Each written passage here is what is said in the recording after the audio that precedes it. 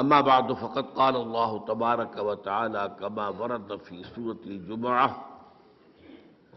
اعوذ باللہ من الشیطان الرجیم بسم اللہ الرحمن الرحیم يسبح للہ ما في السماوات وما في الارض الملك القدوس العزیز الحکیم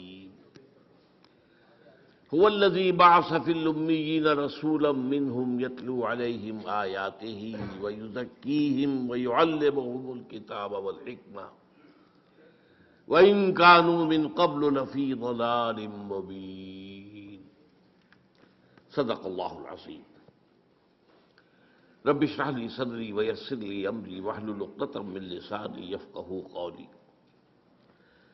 اللهم ربنا الہمنا رشدنا واعذنا من شرور انفسنا اللهم ارنا الحق حقا وارزقنا اتباعه وارنا الباطل باطلا وارزقنا اجتنابه اللهم صل على عبدك ونبيك ورسولك وحبيبك وخليلك محمد وبارك وسلم وسلم وبارك على جميع الانبياء والمرسلين وعلى ملائكتك المقربين وعلى عبادك الصالحين وعلينا معهم يا ارحم الراحمين آمین یا رب العالمین۔ معزز حاضرین اور محترم خواتین، سیرت خیر الانام پر میری یہ تیسری گفتگو ہے، اس کا عنوان ذرا اچھی طرح نوٹ کر لیجیے۔ اسلامی انقلاب کے لیے مردان کار کی فراہمی۔ انقلاب مرد لائیں گے نا، رجال، مردان کار کہاں سے آئے؟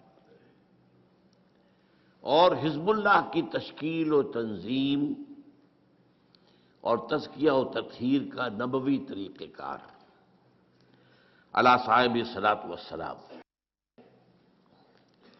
اب تک جو دو ہمارے خطبے ہو چکے ہیں، پہلا خطبہ کچھ زیادہ بنیادی علمی تھا کہ جو اسلام کا فلسفہ ہے ایمان، اس میں نبوت اور رسالت پر ایمان کا مقام کیا ہے، لاجک کیا ہے۔ دوسرے میں ہم نے بات کی کہ نبوت اور رسالت حضور کی شخصیت میں اپنے تکمیل کے مرحلے کو پہنچی، اس کے مظاہر کیا ہیں۔ یاد ہوگا ہم نے دو قرار دیے، نبوت کی تکمیل کے مظاہر کیا ہیں؟ ہدایت آپ پر کامل ہو گئی قرآن کی شکل میں،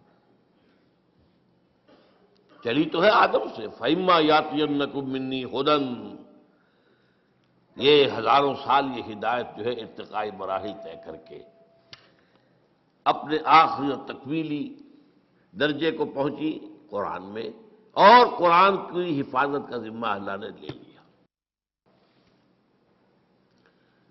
انسانی تمدن کہیں غاروں میں جو آگ رہا کرتے تھے انسان، وہاں سے چلتے چلتے چلتے چلتے ایمپائرز تک پہنچا، عظیم سلطنت ہے۔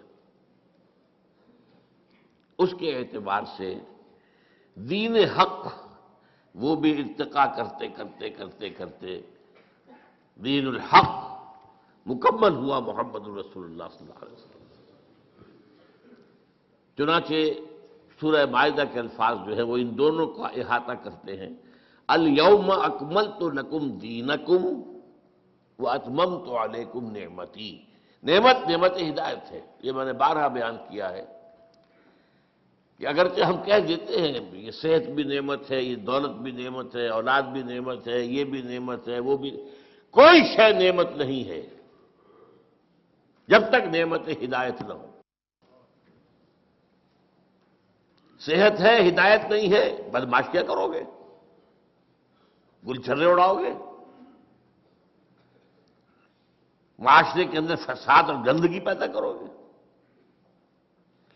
تو یہ رحمت کہاں ہوئی، نعمت کہاں ہوئی؟ دولت ہے اور ہدایت نہیں ہے تو کیا کرو گے؟ جو کچھ آج کل دولت مند کر رہے ہیں کچھ بیان کرنے کی ضرورت نہیں۔ نعمت صرف ایک ہے، وہ نعمت ہدایت ہے۔ اس کے ساتھ جو شے ہے وہ نعمت ہو جائے گی، لیکن یہ مجرد اپنی جگہ پر کوئی نعمت نہیں ہے۔ وہ نعمت ہدایت جو ہے اس کی مکمل ہو گئی. نعمتی الیوم اکملت لکم دینکم واتممت علیکم نعمتی ورضیت لکم الاسلام دینا.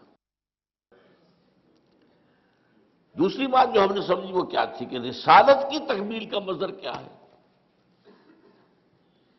وہ تو نبوت کے دو پہلو ہوئے نا. ہدایت دی گئی کامل ہو گئی، دین حق دیا گیا کامل ہو گیا.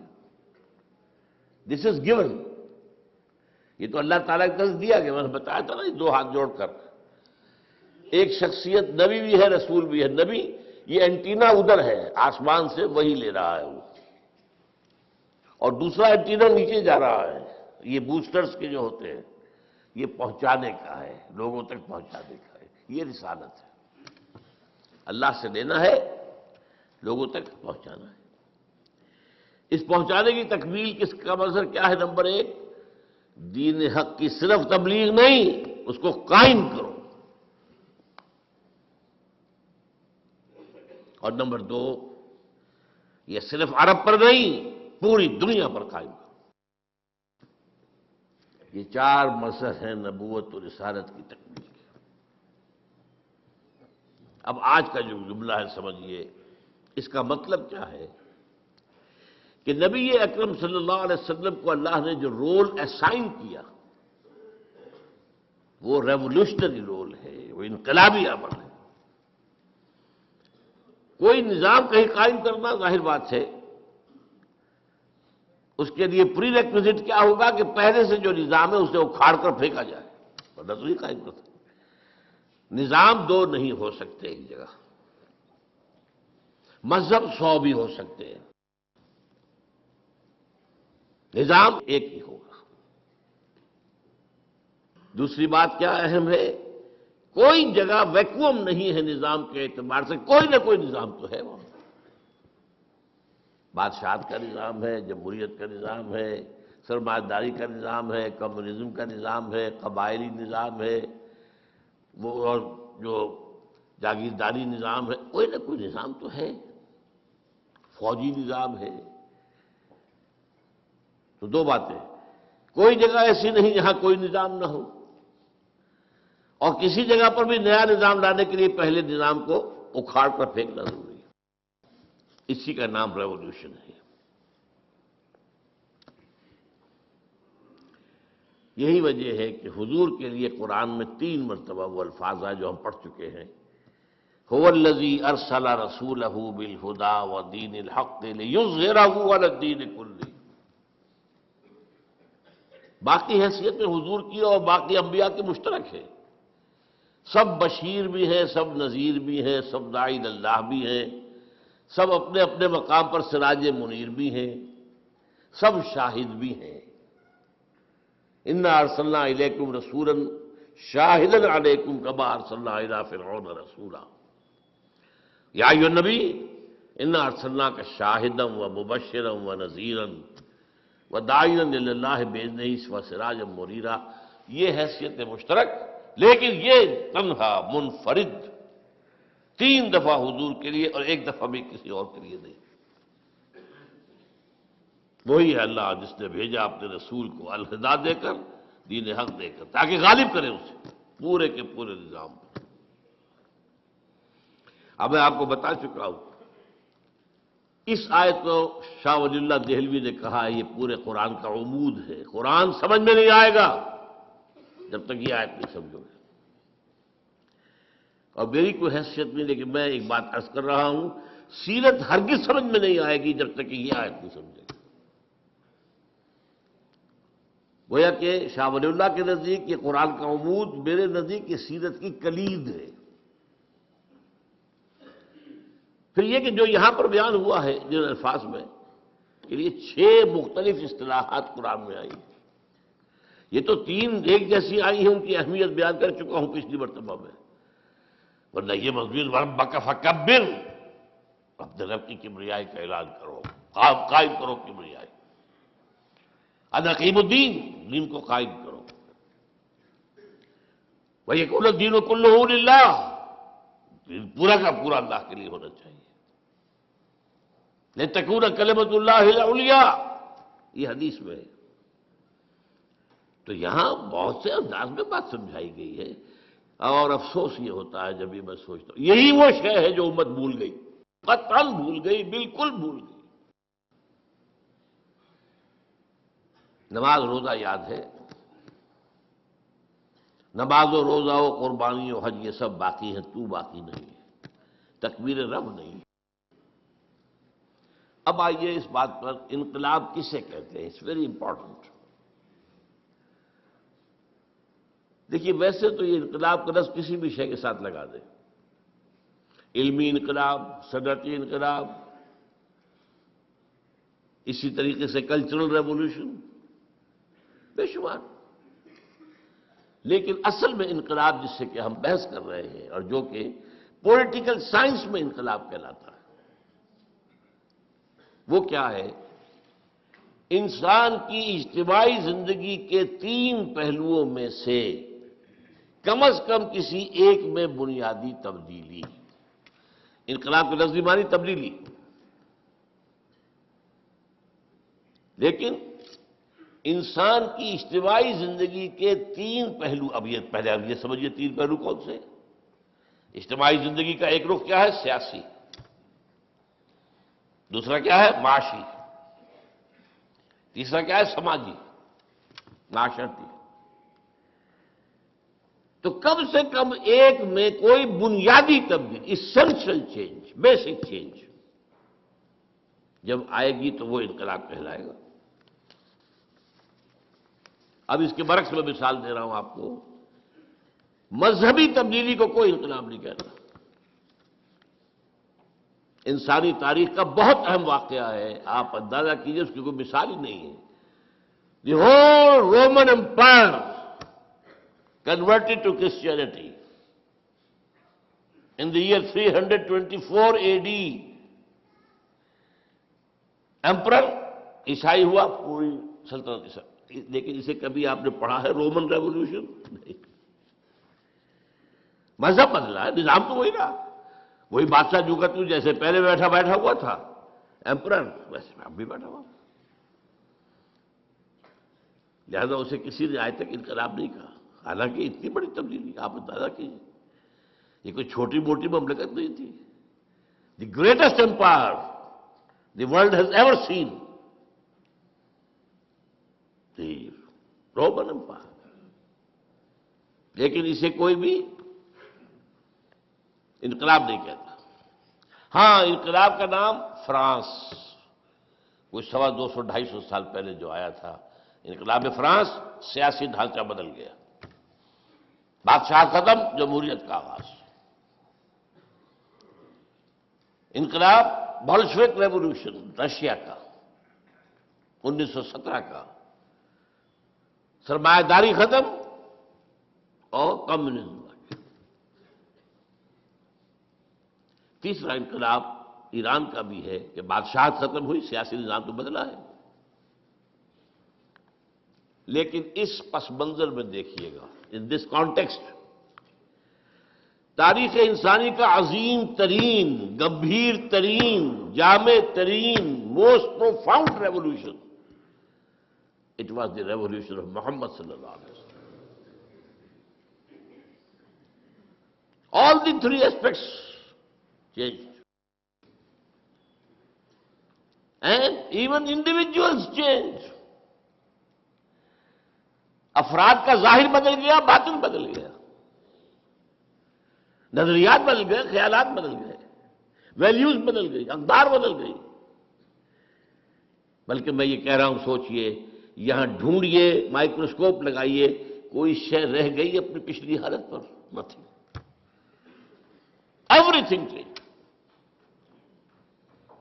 تو تاریخ انسانی کا عظیم ترین، گمبھیر ترین، ہمگیر ترین، جامع ترین، موسٹ پروفاؤنڈ ریولوشن تھا، وہ ہے جو حضور نے برپا کی۔ یہ حقائق ہے، اور ان کی گواہی میں آپ کے سامنے پیش کر رہا ہوں، اور جو عربی کا ایک مقولہ ہے اس کو پیش کر کے پہلے، الفضل ما شہدت بہ الاعداء، فضیلت اصل وہ ہوتی ہے جس کا اقرار دشمن کرے۔ ہاں بھائی، یہ بات تو ماننی پڑے گی، ہے میرا دشمن، لیکن یہ اس کی بات میں مانتا ہوں کہ اس کے اندر یہ چیز خوبی ہے. وہ بات ہوئی نا، دوست کی نگاہ میں تو ہر شے خوبی ہی خوبی ہے، عقیدت مند کی نگاہ میں تو ہر شے حسن ہی حسن ہے. تو الفضل ما شہدت بہل اعداء، عدو کی جمع اعداء. اصل فضیلت وہ ہے جس کی گواہی دشمن دے. اب میں صرف 3 گواہیاں دوں گا، ایک مشرق، ایک مغرب، ایک درمیان. یہی شہر لاہور آج سے 90 سال ان 1920 ایم این رائے لیکچر دیا اس نے. یہاں ایک ہوتا تھا ہال، بریڈ لا ہال. جب ہم پڑھتے تھے میڈیکل کالج میں اس وقت تک تو کوئی اس کے آثار واثار کھنڈرات باقی تھے. یہ بھاٹی کے باہر تھا جہاں بعد میں پھر مچھلی کا بازار بنا، منڈی بنی. بریڈ لا ہال 1920 میں لیکچر دیا ایم این رائے نے، ہسٹوریکل رول آف اسلام. اور اس نے کہا تاریخ انسانی کا عظیم ترین انقلاب وہ تھا جو محمد نے برپا کیا. And who is this fellow M N Roy? Personal friend of Lenin, member of the communist international, کمیونسٹوں کی تنظیم کی جو highest controlling body, the communist international, اس کا رکن تھا. یہ جانتا تھا کہ انقلاب کہتے کسے؟ انقلاب کے رائٹرز میں سے گزرا ہوا شخص تھا ایم این رائے. اور ایک وقت میں افغانستان میں عبوری حکومت قائم کی تھی ہندوستانیوں نے انگریز کے خلاف. عبوری، اس کا صدر تھا یہ ایم این رائے، راجا مہندر ناتھ رائے، بنگالی. اور اس نے تو کمال ہی کیا اصل میں جو دلیل دی ہے کہ بعض لوگ سمجھتے ہیں کہ یہ عربوں کی، حضور کے صحابہ کی جو فتوحات تھی ایسی تھی جیسے اور یہ دنیا کے اندر ہمیشہ صحراؤں سے یا جو سطح مرتفع کے علاقے ہوتے ہیں جہاں کھانے کو کچھ نہیں ہوتا وہاں سے لوگ نکل کے اور جو سیٹلڈ ایریاز ہوتے ہیں، زرخیز علاقے ہوتے ہیں، ان پر حملہ کرتے ہیں، مارتے ہیں، کوٹتے ہیں، لوٹتے ہیں، لے کے بھاگ جاتے ہیں. یہ اس نوعیت کی بات نہیں تھی، یہ اٹیلا والی بات نہیں تھی، یہ ہنو والی بات نہیں تھی، یہ منگول والی بات نہیں تھی، یہ تاتاریوں والی بات نہیں تھی. اس انقلاب کے نتیجے میں دنیا میں نئی تہذیب آئی ہے، نیا تمدن آیا ہے، نئی روشنی آئی ہے، علم پھیلا ہے. یہ اس نے کہا ہے. اور یہ کتاب آج بھی دنیا میں شائع ہو رہی ہے، لیکن ممبئی میں، یہاں کوئی نہیں جانتا، کسی کو دلچسپی نہیں. Historical role of Islam. اب آئیے درمیان میں H G Wells. H G Wells جو ہے ویسے شاطم رسول ہے، گالیاں دی ہیں اس نے حضور کو، بالکل رشدی کی طرح اور تسلیمہ نسرین کی طرح. جنہوں نے حملے فیملی لائف پر، ازواج مطہرات کا. لیکن اس کی دو کتابیں ہیں بہت اہم ہیں ویسے، تاریخ عالم پر، a short history of the world and a concise history of the world. Concise ذرا بڑی ہے، شارٹ چھوٹی ہے. Concise history of the world میں جب وہ آتا ہے، کنکلوڈ کرتا ہے حضور کے چیپٹر کو اور خطبہ حجۃ الوداع کی نقل کرتا ہے کہ لا فضل لعربی علی عجمی ولا لعجمی علی عربی ولا لاسود علی احمر ولا لاحمر علی اسود الا بالتقوی. کوئی فضیلت نہیں کسی عرب کو کسی عجمی پر، کسی عجمی کو کسی عرب پر، کسی گورے کو کسی کالے پر، کسی کالے کو کسی گورے پر، الا بالتقوی. And now remember the words. Although the sermons of human fraternity, equality and freedom، 3 الفاظ یاد رکھیے. یہ ہمارے ہاں جو لیڈروں کی تقریروں کے اندر 3 الفاظ دہرائے جاتے ہیں بار بار.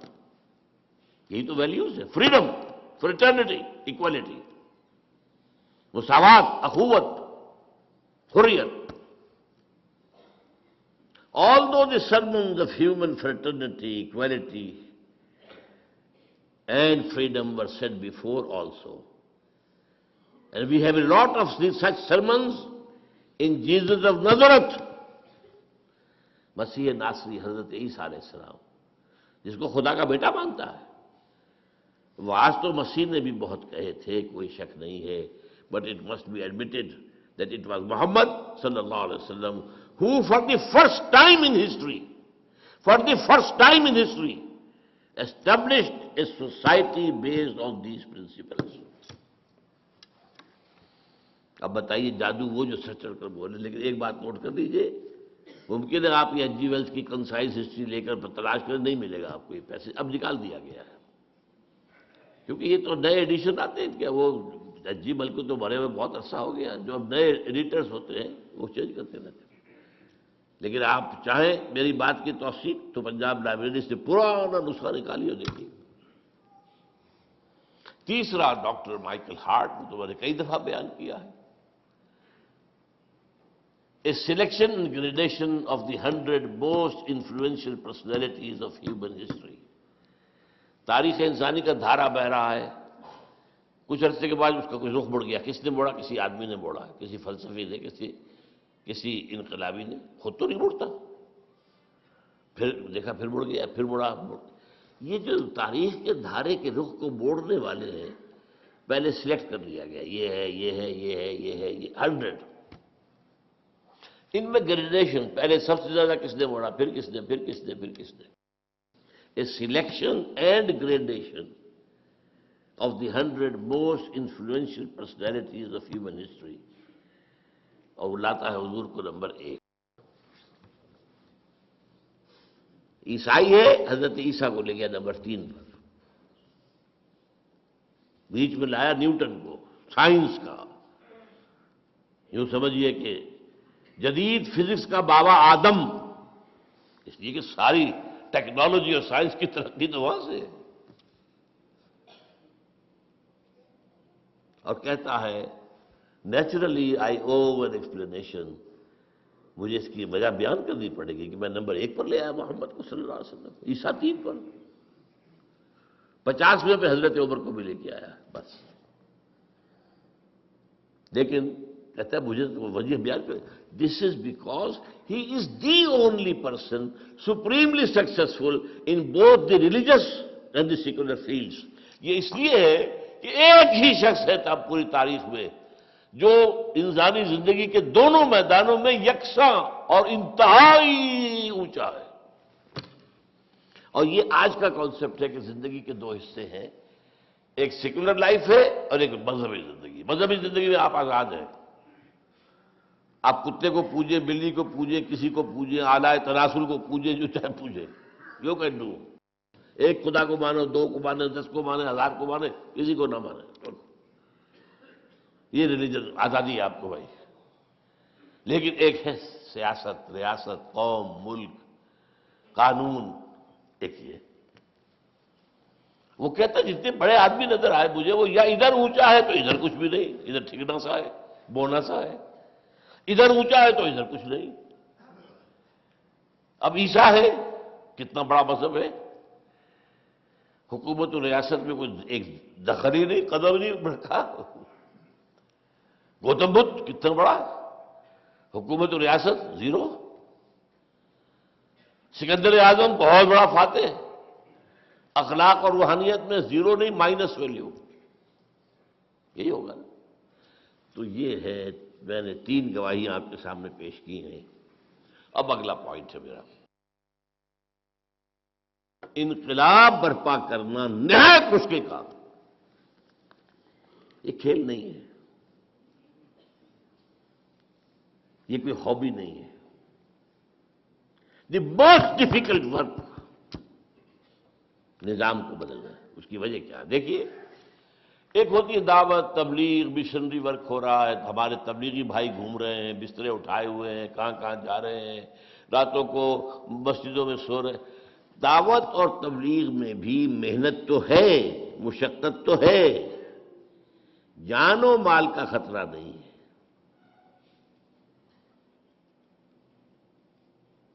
سمجھ لیں بات؟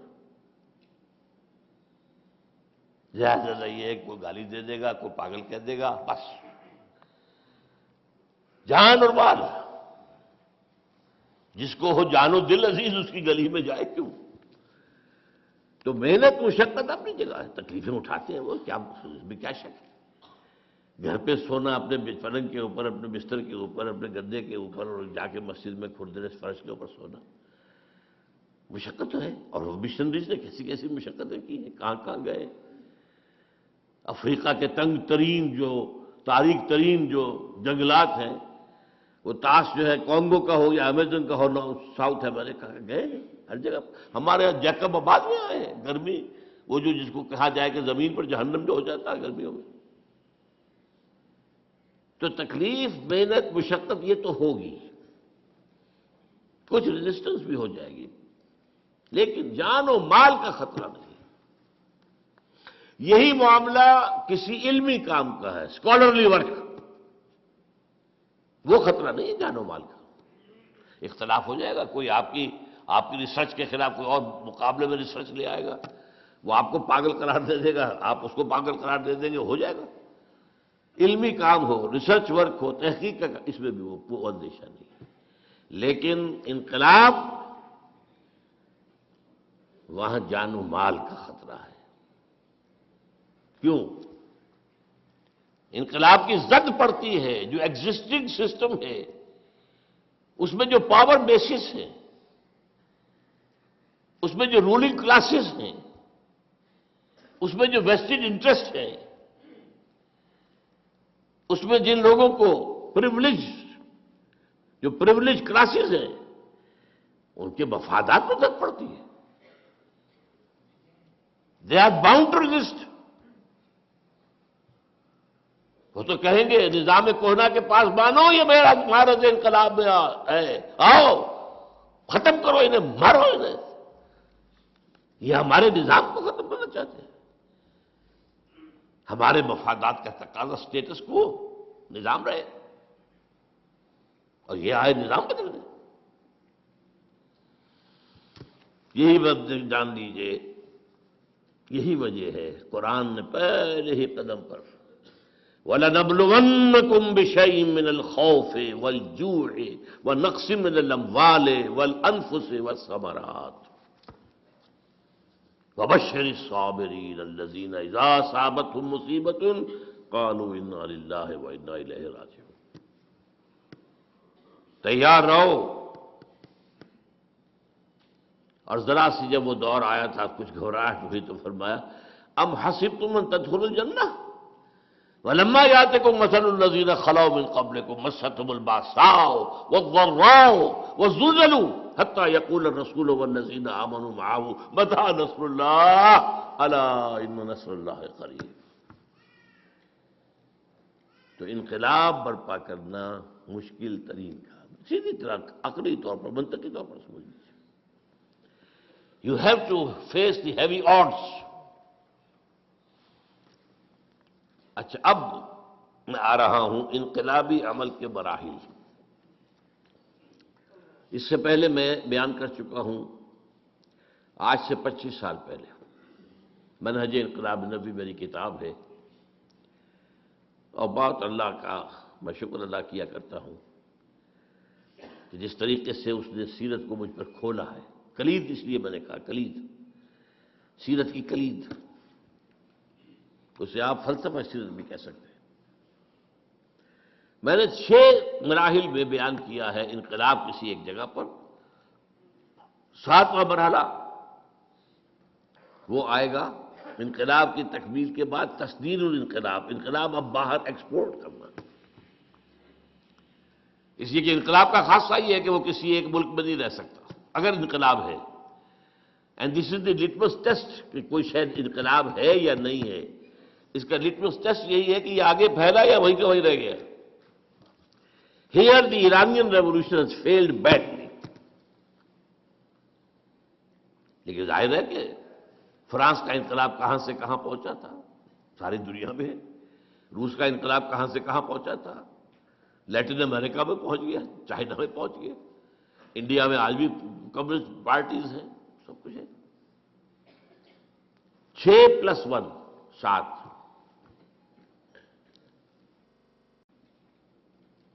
ایک بات میں حضور کے انقلاب کے بارے میں ابھی یہاں کہہ دوں، ایک تو وہی الفاظ نوٹ کر لیجئے، آپ کا انقلاب جامع ترین، گمبھیر ترین، ہمگیر ترین، موسٹ پروفاؤنڈ۔ آل انکلوسو. اور دوسری بات جو ہے جس کی کوئی مثال ہی نہیں ہے، اس سارے انقلابی عمل کی قیادت آپ نے بنفس نفیس فرمائی. وہی شخص جو مکے کی گلیوں میں ایک مبلغ کی حیثیت سے گھوم رہا ہے، تبلیغ کر رہا ہے، لوگوں سے بات کر رہا ہے، لوگ گھروں میں جا کے بات کر رہا ہے. رب انی دعوت قومی لیلم و نہارا فلم یزدہم دعائی الا فرارا. وہی بدر اور احد کے اندر فوج کو کمانڈ کر رہا ہے. یہ کہیں نہیں ہے. باقی دنیا کے انقلاب جو آئے وہ کئی نسلوں میں آئے. کسی نے فکر دیا، کسی نے میدان میں لیڈ کیا. والٹر اور روسو جمہوری انقلاب جو تھا اس کا فرانس کا، میدان میں ان کا کوئی رول ہی نہیں. دیور ڈیسک ورکرز، لکھتے تھے بس بیٹھ کے. Marx and Engels desk workers, کتاب لکھ دی ڈاس کے بیٹا. انقلاب تو نہ جرمنی میں آیا نہ انگلینڈ میں آیا، کتاب وہاں لکھی گئی تھی. کچھ جرمنی میں لکھی تھی، کچھ جا کے انگلستان میں لندن میں مکمل کی. انقلاب آیا روس میں. لہذا انقلابی عمل اگر معلوم کرنا ہو، واحد source, this only source of a true revolutionary process is the سیرہ آف محمد صلی اللہ علیہ وسلم. سارے مراحل موجود ہیں. اب میں کہہ رہا ہوں، اب میں آج جو ہے اس کو مختصر کر کے دو مرحلوں میں بیان کر رہا ہوں، 2+1. دو انقلاب برپا کرنے کا مراحل اور ایک پھر اس کا ایکسپورٹ ہونا. اقبال کے دو شعر میں نے بہت سنائے ہیں، آج پھر سن لیجیے. اقبال جس طریقے سے کہ انقلاب کا داعی تھا، اگرچہ وہ میدان کا آدمی نہیں تھا، یہ was not a man of the field. مفکر، وہ اس کی تصویر وہی ہے سب سے اعلیٰ جو سر جھکائے. لاکھ حکیم سر بجیب ایک کلیم سر بکف. وہ کلیم نہیں تھا، حکیم تھا. لیکن اس کی حکیمی جو ہے، ذرا دیکھیے کس قدر الفاظ کے اندر تلخی ہے، تلخی. خواجہ از خون رگے مزدور سازد لال ناب. یہ سرمایہ دار، کارخانے دار، مزدور کی رگوں میں دوڑنے والے سرخ خون کو کشید کرتا ہے اپنی سرخ شراب جو بیٹھ کر پیتا ہے وہ شام کو. خواجہ از خون رگے مزدور سازد لال ناب. از جفائے دہ خدایاں کشت دہقانہ خراب. اور یہ زمیندار اور جاگیرداروں کے ظلم و ستم سے دہقان کی کھیتی برباد ہوئی. انقلاب انقلاب انقلاب، بڑی پیاری نظم اس کی. لیکن جو کیفیت ایک خاص ہے، اور وہ کس مقام پہ اس وقت تھا، یہ کہاں تھا اس وقت جو یہ بات کر رہا ہے. گفتند، اللہ نے مجھ سے کہا، گفتند جہان ماں آیا میں تمہیں سازد. اے اقبال، ہم نے جس دنیا میں تمہیں بھیجا ہے، اپنی دنیا، ہماری دنیا ہے، تمہیں پسند آئی؟ گفتم کہتے میں سازد. نہیں، ظلم ہے یہاں تو انسان کا خون چوس رہا ہے، خون پی رہا ہے، ظلم ہو رہا ہے. گفتند کے برہمزن، اچھا تو توڑ دو پھوڑ دو. یہ توڑ دو پھوڑ دو کا لفظ ہے کہ جو آیا ہے شاہ ولی اللہ کے ہاں، فک و کل نظام، پورے نظام کو توڑ دینا. یہ دین الحق کا اظہار جو ہے، جس کو وہ عمود کہتے ہیں، پورے نظام، فک کھول دینا. یہ پورا نظام جو ہے ایک وحدت ہوتا ہے، جڑا ہوا ہے ایک دوسرے کے ساتھ. فک و کل نظام، توڑ دو پھوڑ دو. توڑ دے پھوڑ دے کیسے؟ با نشہ درویشی در ساز و دمادم زن. پہلے تو ذرا درویشی کے ساتھ سازگاری اختیار کرو. دعوت ہے، تبلیغ ہے، انذار ہے، تبشیر ہے، وعظ ہے، نصیحت ہے، اپیل ہے، دلیل ہے. کوئی پاگل کہہ دے سب کرو، کوئی کہہ دے شاعر ہے تو سب کرو، کوئی کہہ دے کہ یہ جھوٹ بول رہا ہے تو سب کرو، کسی کو جواب مت دو. تم پر پتھراؤ کیا جائے تو تم پھول پیش کرو، تمہیں گالیاں دی جائیں تو تم دعائیں دو. درویشی درویشی درویشی. یہ 12 برس حضور کے درویشی کے ہیں مکے کے. بانشہ درویشی در ساز و دمادم زن دمادم زن دمادم زن. لگے رہو لگے رہو لگے رہو لگے. کیوں پختہ شوی خود را بر سلطنت جم زن. جب تیار ہو جاؤ تو پھر اپنے آپ کو سلطنت جم پر دے مارو، ٹکرا دو. تو 2 مرحلے ہیں. پہلے مرحلے کا نام ہے ایک جماعت کی تیاری، اے ٹرولی ریولیوشنری پارٹی، جو اسلامی کانٹیکسٹ میں کہلائے گی حزب اللہ، اللہ کی پارٹی. اور دوسرے کانٹیکسٹ، دوسرے تصادم، ٹکرا دو. اب میں پہلا مرحلہ لے رہا ہوں آج، جو میرا آج کا اصل موضوع ہے. میں نے کہا تھا نا، عنوان کیا تھا؟ مردان کار کی فراہمی اور حزب اللہ کی تشکیل و تنظیم و تزکیہ و تطہیر کا نبوی طریقہ کار. دیکھیے، پھر میں لفظ استعمال کر رہا ہوں، جماعت سازی خاص طور پر نظریات کی بنیاد پر مشکل ترین کام ہے دنیا کا. قومی سطح پر جماعت بنا لینا بہت آسان کام ہے، سیاسی سطح پر جماعت بنا لینا بہت آسان کام ہے، رفاہی کام کے لیے جماعت بنا لینا بہت آسان کام ہے، علمی کام کے لیے جماعت بنا لینا بہت آسان کام ہے.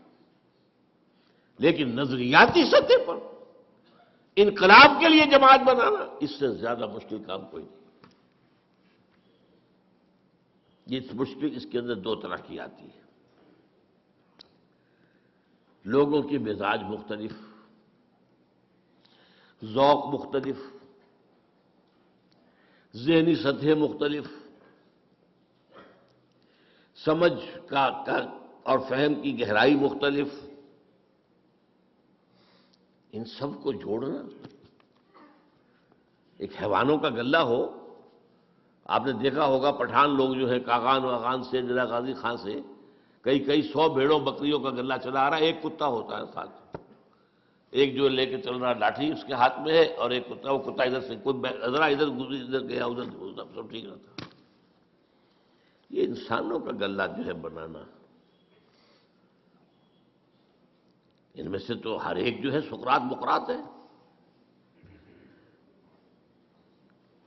ہر ایک کا اپنا فہم ہے، اپنی سوچ ہے، اپنے نظریات ہیں. اور دوسری بات جو اس سے بھی مشکل ہے، ہر ایک کے اندر کوئی سچی یا جھوٹی خودی ہے. سچی بھی ہو سکتی ہے اور خامخواہ فن خواہ بنے ہوئے بھی ہوتے ہیں. یہ بڑا پیارا شعر سنا رہا ہوں آپ کو. بقدر پیمانہ تخیل سرور ہر شے میں ہے خودی کا. ہر چیز میں، میری خودی، میرا خیال، میرا نظریہ. جناب میرا نظریہ یہ ہے، بقدر پیمانہ تخیل سرور، اور سرور ہے، یہ نشہ ہے. سرور ہر شے میں ہے خودی کا. اگر نہ ہو یہ فریب پہم تو دم نکل جائے آدمی کا. اگر یہ فریب جو ہمیں ہے، میں اور میں میرا، تو آدمی زندہ نہیں رہے گا. بہرحال یہ وہ رکاوٹیں ہیں جن کو آپ کو سرپاس کر کے، کراس کر کے انقلابی جماعت بنانی ہے. انقلابی جماعت کے لوازم کیا ہے؟ 5 دن لیجیے. نمبر 1، کامل نظریاتی ہم آہنگی. نمبر 1، فکر، سوچ، نظریات، خیالات، پھر ان کا صغرا کبرا، ہم آہنگی. یہ نہیں ہوگی تو انقلابی جماعت نہیں بن سکتی.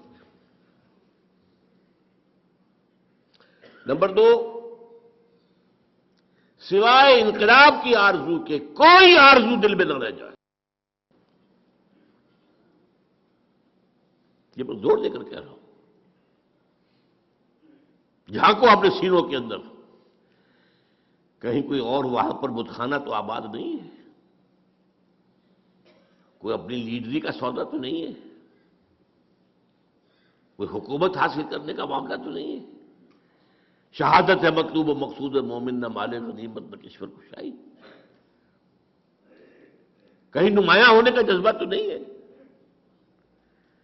کہیں شہرت کے حصول کی آرزو تو نہیں ہے، سینے اور دل کا ہر آرزو سے پاک ہو جانا بہت مشکل کام ہے، بہت مشکل کام ہے۔ یہ محمد نے کیا ہے صلی اللہ علیہ وسلم۔ اب حضرت علی کا واقعہ جو آپ نے سنا ہے، کافر سے مقابلہ ہوا ہے، کافر کو زیر کر لیا ہے، اس کے سینے پر سوار ہیں، خنجر بھونکنے والے، وہ منہ پر تھوک دیتا تو چھوڑ کر کھڑے ہو گئے، حیران ہے وہ۔ I have added insult to injury, یہ کیا ہوا؟ فرمایا میری تم سے کوئی جنگ نہیں، ذاتی نہیں، میں اللہ کے لیے مار رہا تھا تمہیں، اب تم نے میرے منہ پر تھوکا ہے، میرے اندر انتقامی جذبہ بھی پیدا ہو گیا ہے، اب میں تمہیں اگر قتل کروں گا تو خالصتاً للہ نہیں ہوگا قتل، جنگ کی حالت میں جہاں تو یہ ہے کہ یا مرو یا مارو، ایک لمحے کا ادھر سے ادھر ہو جانا، یا ادھر یا ادھر، لیکن یہ انٹراسپیکشن، اپنے اندر جھانکنا، اس وقت بھی، اس حال میں بھی اپنی نیت کو پیش نظر رکھنا۔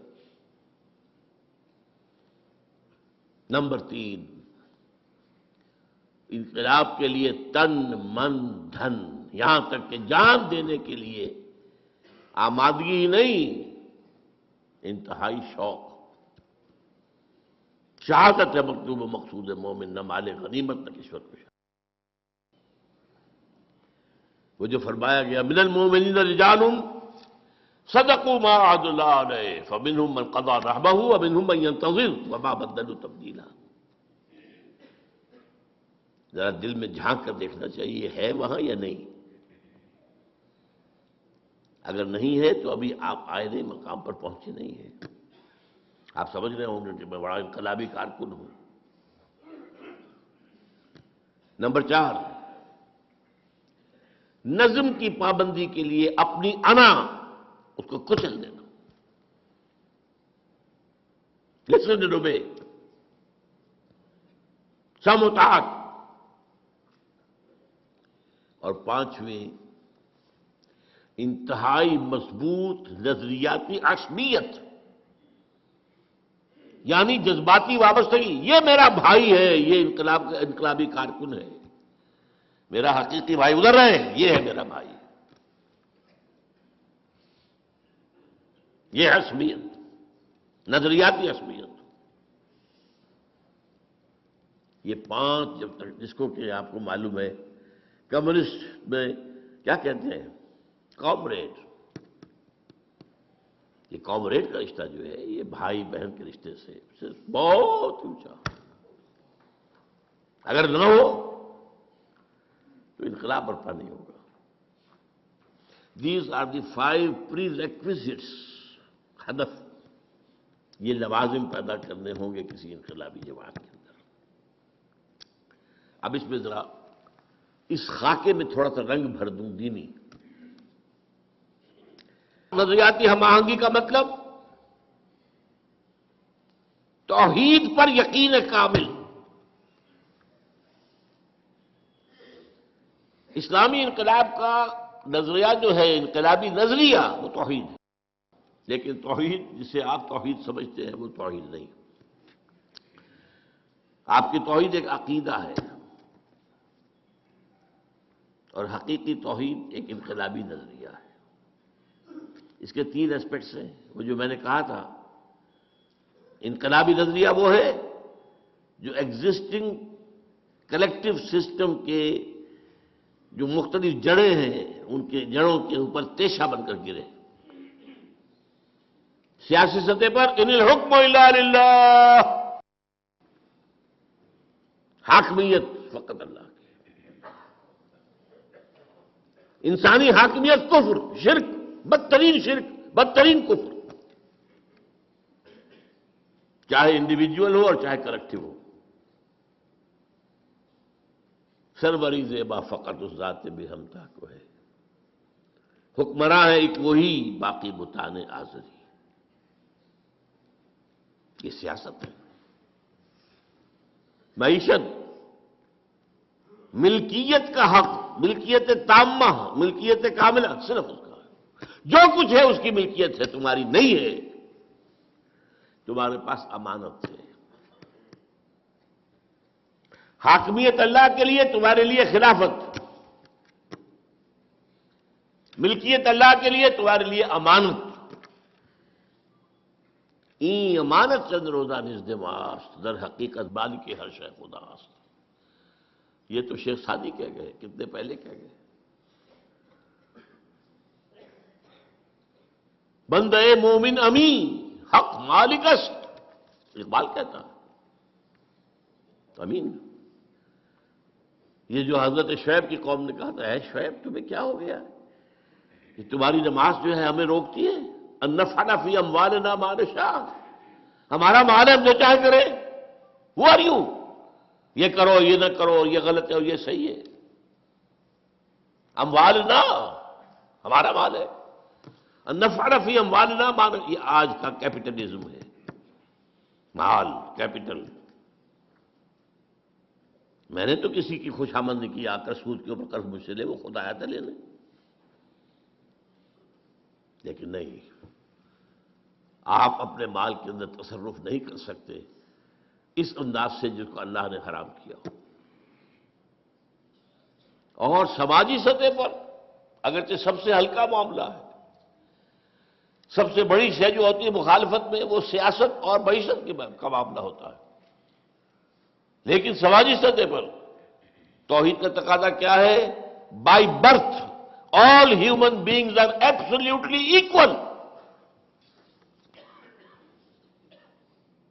نو one is superior, no one is inferior. یہاں تک کہ یہ بھی نہیں کہ مرد سپیریئر ہے اور عورت انفیریئر، نہیں۔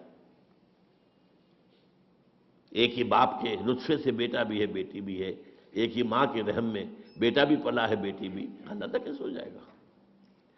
وہ ہے انتظامی معاملہ ہے، ایک مرد ایک عورت ایک خاندان کی بنیاد ڈالتے ہیں، تو ایک ادارے میں تو ایک اپر ہینڈ ہوگا ایک کا، کسی بھی انسٹیٹیوشن کے دو ہیڈ نہیں ہو سکتے برابر کے اختیار رکھنے والے۔ مینیجنگ ڈائریکٹر ایک ہوگا، ڈائریکٹر 100 بنا لیں آپ، پرائم منسٹر ایک ہوگا، منسٹر 100 بنا لیں، وہ الگ بات ہے۔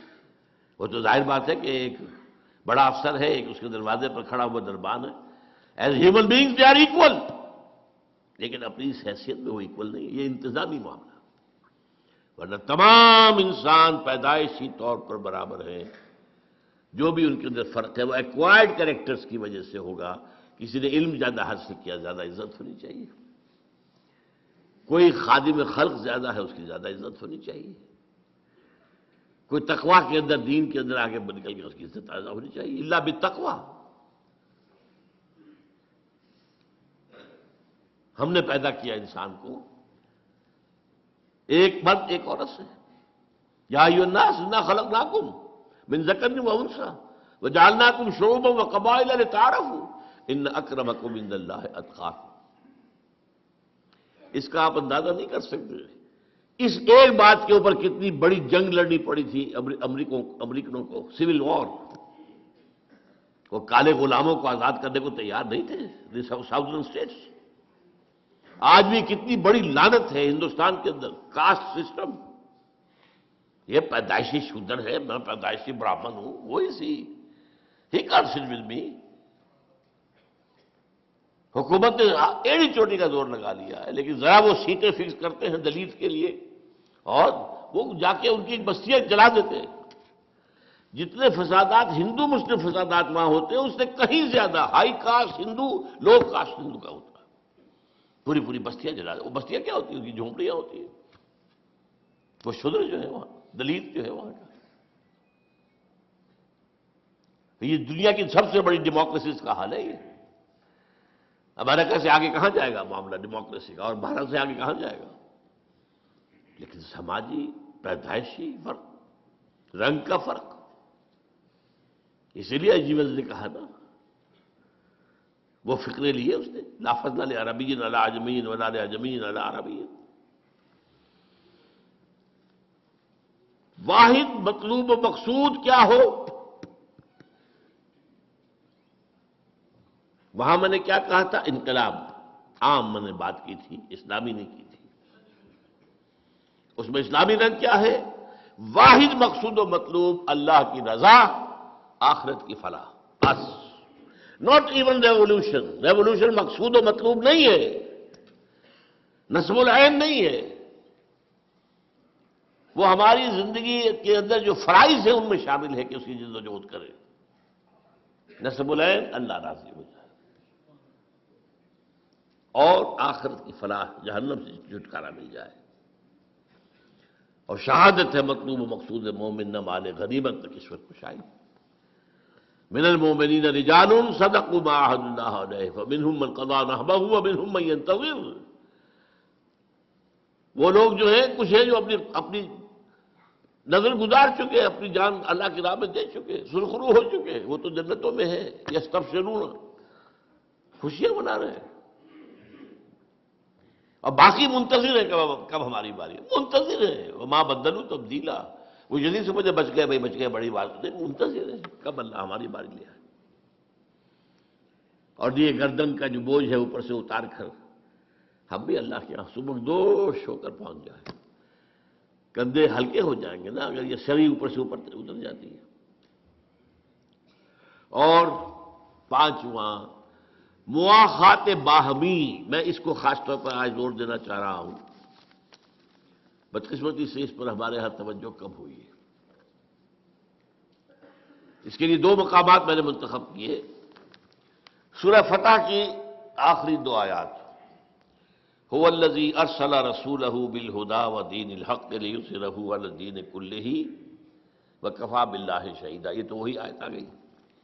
اب آیا محمد الرسول اللہ والذین معہ. اللہ کے رسول محمد اور وہ جو ان کے ساتھ ہیں صحابہ کرام رضوان اللہ تعالی علیہ مجمعین. یہ مل کر جماعت بنتے ہیں نا. ان کی کیفیت کیا ہے جس کو میں نے کہا تھا نا، عصبیت نظریاتی. یہ مسلمان ہے، یہ مومن ہے، یہ میرا بھائی ہے. یہ چاہے باپ ہے، نہیں، اس سے میرا کوئی رشتہ نہیں ہے. اشداء علی الکفار رحماء بینہم. وہ کافروں پر بہت سخت ہوتے ہیں، بھاری ہوتے ہیں، اور آپس میں بڑے رحیم، شفیق، مہربان. تراہم رکعا سجدا یبتغون فضلا من اللہ ورضوانا. تم دیکھتے ہو انہیں رکوع کرتے ہوئے، سجود کرتے ہوئے، اللہ کا فضل اور اس کی رضا کے متلاشی ہے. سیماہم فی وجوہہم من اثر السجود. ان کے چہروں میں سجدوں کی وجہ سے اس کے آثار، اس کے نتائج نظر آتے ہیں. ذالک مثلہم فی التوراۃ ومثلہم فی الانجیل. یہی مثال ان کی ہم نے دی تھی تورات میں بھی اور انجیل میں بھی. اب بڑی پیاری اس کا ٹکڑا آگے ہے. کزرع اخرج شطأہ فآزرہ فاستغلظ فاستوى علی سوقہ. اس کھیتی کے مانند جس کو کسی کاشتکار نے بویا تھا نا، لیکن جب وہ کھیتی اپجی ہے، ابری ہے، ذرا لہلہانے لگی ہے، جس نے اپنی سوئی نکالی، پھر اس سے ذرا گاڑھا کیا، پھر وہ اپنے نال پر کھڑی ہو گئی. یوجب الزراع لیغیظ بہم الکفار. وہ جو کاشتکار تھا اس کو تو کوئی سب خوشیاں ہو رہی ہے، اس کا دل باغ باغ ہو رہا ہے میری محنت. وہ باغبان کون تھا؟ محمد صلی اللہ علیہ وسلم. اور صحابہ کی یہ کھیتی جب اپج رہی تھی تو ان کس کو سب سے بڑھ کر خوشی ہوئی؟ وعد اللہ الذین آمنوا وعملوا الصالحات منہم مغفرۃ واجرا عظیما. اللہ تعالیٰ نے ان کے سے اجر عظیم کا، مغفرت کا وعدہ کیا ہے. اور یہ مضمون پھر سورہ مائدہ میں آیا ہے. یا ایھا الذین آمنوا من یرتد منکم عن دینہ. اے ایمان والو، اگر تم میں سے کوئی اپنے دین سے پیچھے پھرا، ان تقاضوں کو پورا کرنے سے جی چرا کر پسپائی اختیار کی. فسوف یأتی اللہ بقوم، تو اللہ تعالیٰ ایک ایسی قوم لے آئے گا یحبوہم ویحبونہ، اللہ ان سے محبت کرے گا، وہ اللہ سے محبت کریں گے. اور اس کے بعد اذلۃ علی المومنین عزۃ علی الکافرین، اہل ایمان پر بہت نرم ہوں گے، کافروں پر بہت سخت ہوں گے. ہو حلقہ یاراں تو برے شم کی طرح نرم، اور رزم حق و باطل ہو تو فولاد ہے. اس کے آخر میں فرمایا وَمَن يَتَوَلَّ اللَّهَ وَرَسُولَهُ وَالَّذِينَ آمَنُوا فَإِنَّ حِزْبَ اللَّهِ هُمُ الْغَالِبُونَ. جب تم اس معیار پر پورے اتر جاؤ گے کہ تمہاری ولایت، تمہارا دلی تعلق اللہ سے، رسول سے اور اہل ایمان سے ہوگا صرف، تو یہ حزب اللہ ہوگی. دین یو ول کوالیفائی کہ تمہیں یہ خطاب دیا جائے. اور پھر اس حزب اللہ کے لیے اللہ کا وعدہ ہے کہ غالب ہو کر رہے. یہ 5 اسلامی انقلابی جماعت کے لوازم ہیں. اب آئیے قرآن کی طرف رجوع کرتے ہیں. فرد کی تبدیلی کے لیے قرآن کا پروگرام کیا ہے؟ اس لیے کہ ظاہر بات ہے انقلاب آئے گا جماعت سے، جماعت بنے گی افراد سے. اسٹارٹنگ پوائنٹ کیا ہے ہمارا؟ فرد. فرد کی تبدیلی کے لیے قرآن مجید میں 4 اصطلاحات 4 دفعہ آئی. پچھلی دفعہ یاد ہوگا میں نے کہا تھا کہ تکرار جو ہے کسی کلام کا حسن نہیں ہوتا، عام طور پر اسے عیب سمجھا جاتا. تکرار بھائی کوئی الفاظ بدل کے لاؤ. ایک پھول کا مضمون ہو تو 100 رنگ سے باندھو، میں بتا چکا ہوں. اظہار دین الحق کے لیے کتنی اصطلاحات آ گئی قرآن میں، 6-7 تو میں نے گنوا دی آج بھی. لیکن پھر بھی وہ 3 آیتیں جو کہ تو آئیں، هو الذی ارسل رسولہ بالہدی ودین الحق لیظہرہ علی الدین کلہ. لیکن کمال یہ ہے کہ وہاں پر کوئی بورڈم نہیں ہوتا ہے، وہ اللہ کا کلام ہے، یہ معجزہ ہے. تکرار کیوں ہے؟ کہ ان الفاظ کی اہمیت کو سمجھو اور اپنی مائکروسکوپ کو اس کے اوپر فکس کر دو. زیر ہر لفظ غالب چید عام میں خانہ ہے. یہ ایک ایک لفظ کے اندر جو ہے جو کچھ پنہا ہے، پورا پورا میخانہ پنہا ہے. گنجینہ معنی کا طلسم اس کو سمجھیو، جو لفظ کے غالب میرے اشعار میں آوے. وہ تعلی ہے غالب کی. قرآن کی شان یہ ہے جو لفظ آ رہا ہے گنجینہ معنی کا طلسم. اب حیران آپ ہوئیے، حضور کا مقصد بعثت 3 دفعہ، اس کے لیے افراد کی تیاری 4 دفعہ. 4 اصطلاحات قرآن میں 4 دفعہ آ رہی ہیں. آج ہم نے اس کے لیے آیتیں پڑھی ہیں. سب سے پہلے سورہ جمعہ، یسبح للہ ما فی السماوات و ما فی الارض الملک القدوس العزیز الحکیم. اور ایک بات نوٹ کر لیجیے، اکثر سورت آیتوں کے آخر میں اللہ کے 2 اسماء آتے ہیں، زیادہ نہیں. وَهُوَ الْغَفُورُ الرَّحِيمُ وَهُوَ الْخَبِيرُ الْعَلِيمُ، یہی ہے نا. وَهُوَ الْعَزِيزُ الْحَكِيمُ وَهُوَ السَّمِيعُ الْبَصِيرُ. دو. صرف قرآن مجید میں ایک صورت یہ ہے جہاں 4 اسماء آئے ہیں ایک آیت کے اندر، اور سورہ حشر ہے اس میں 8 آئے.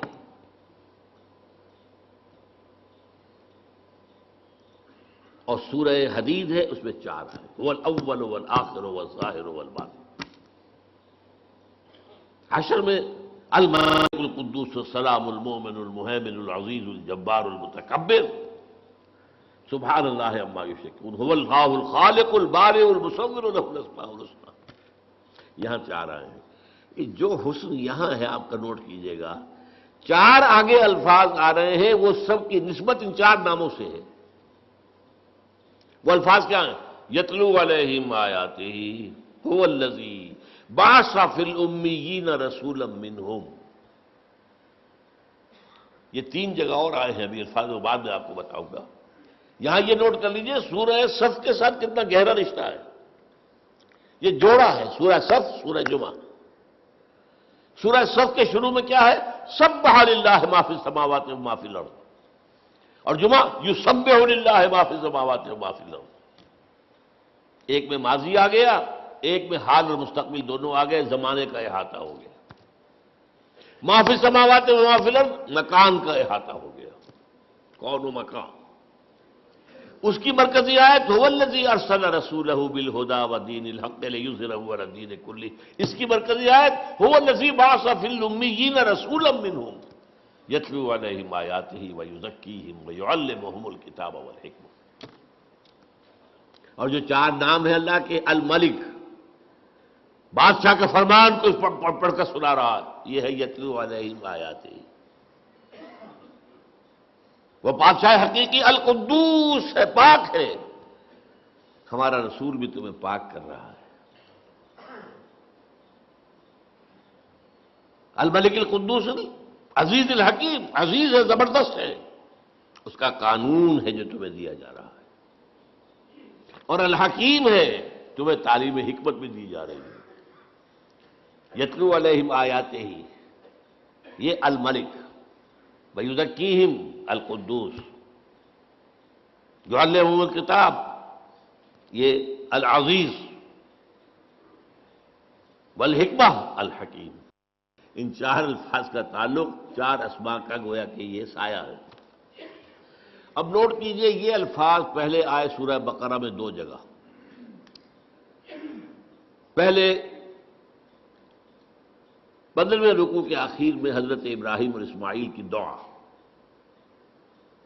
جب وہ بنیادیں اٹھا رہے تھے خانہ کعبہ کی، تو جو دعا مانگی ان میں سے ایک یہ بھی تھی، پروردگار ہماری جو نسل یہاں آباد ہوگی تیرے اس گھر کے پاس، ربنا وبعث فیہم رسولا منہم، ان میں اپنا ایک رسول اٹھائیو، انہی میں سے کیا کرے گا؟ یتلو علیہم آیاتہ ویعلمہم الکتاب والحکمۃ ویزکیہم۔ چار آئے، کوئی چیز تھوڑا سا فرق ہے، ترتیب مختلف ہے، میں بعد میں بات کروں گا۔ دو رکوعوں کے بعد آ گیا اعلان، دیکھو یہ تمہارے باپ ابراہیم اور اسماعیل کی دعا کا ظہور محمد آ گئے تمہارے پاس صلی اللہ علیہ وسلم۔ کما ارسلنا فیکم رسولا منکم یتلو علیکم آیاتنا ویزکیکم ویعلمکم الکتاب والحکمہ۔ وہی چار چیزیں۔ سورہ بقرہ کا جوڑا ہے سورہ آل عمران، اس میں پھر آ گیا لقد من اللہ علی المؤمنین اذ بعث فیہم رسولا من انفسہم یتلو علیہم آیاتہ ویزکیہم ویعلمہم الکتاب والحکمہ۔ لیکن سب سے شاندار انداز میں ہے سورہ جمعہ، هو الذی بعث فی الامیین رسولا منہم یتلو علیہم آیاتہ ویزکیہم ویعلمہم الکتاب والحکمہ۔ اب یہاں اگر غور سے آپ نے سنا ہو تو آپ کو نظر آئے گا کہ ایک فرق ہے۔ ابراہیم اور اسماعیل کی دعا میں تلاوت آیات کے فوراً بعد تعلیم کتاب و حکمت، پھر تزکیہ آخر میں۔ باقی تینوں جگہوں پر تلاوت آیات، پھر تزکیہ، پھر کتاب و حکمت کی تعلیم۔ اب فرق کیا ہے؟ وہ دعا ہے ابراہیم اور اسماعیل کی، وہاں تو اللہ ان کی دعا نقل کر رہا ہے، یہاں اللہ کی طرف سے آ رہا ہے، تو یقیناً یہ ترتیب زیادہ جو ہے امپرووڈ شمار ہوگی، اسے بھی ہم غلط نہیں کہیں گے، وہ بھی دو رسولوں کی بات ہے نا۔ ربنا وبعث فیہم رسولا منہم یتلو علیہم آیاتک ویعلمہم الکتاب والحکمۃ ویزکیہم، غلط تو نہیں ہے یہ۔ لیکن ایک بات معلوم ہو گئی، اس وقت ہائیسٹ ویلیو جو تھی وہ تزکیہ تھا، اب ہائیسٹ ویلیو حکمت ہے، کیونکہ تین جگہ اللہ کی طرف سے آ رہا ہے، 18واں رکوع سورہ بقرہ کا، پھر آل عمران، پھر سورہ جمعہ، وہاں تو یہ آ رہا هو الذی بعث فی الامیین رسولا منہم یتلو علیہم آیاتہ ویزکیہم ویعلمہم الکتاب والحکمہ۔ اب ان پر آئیے،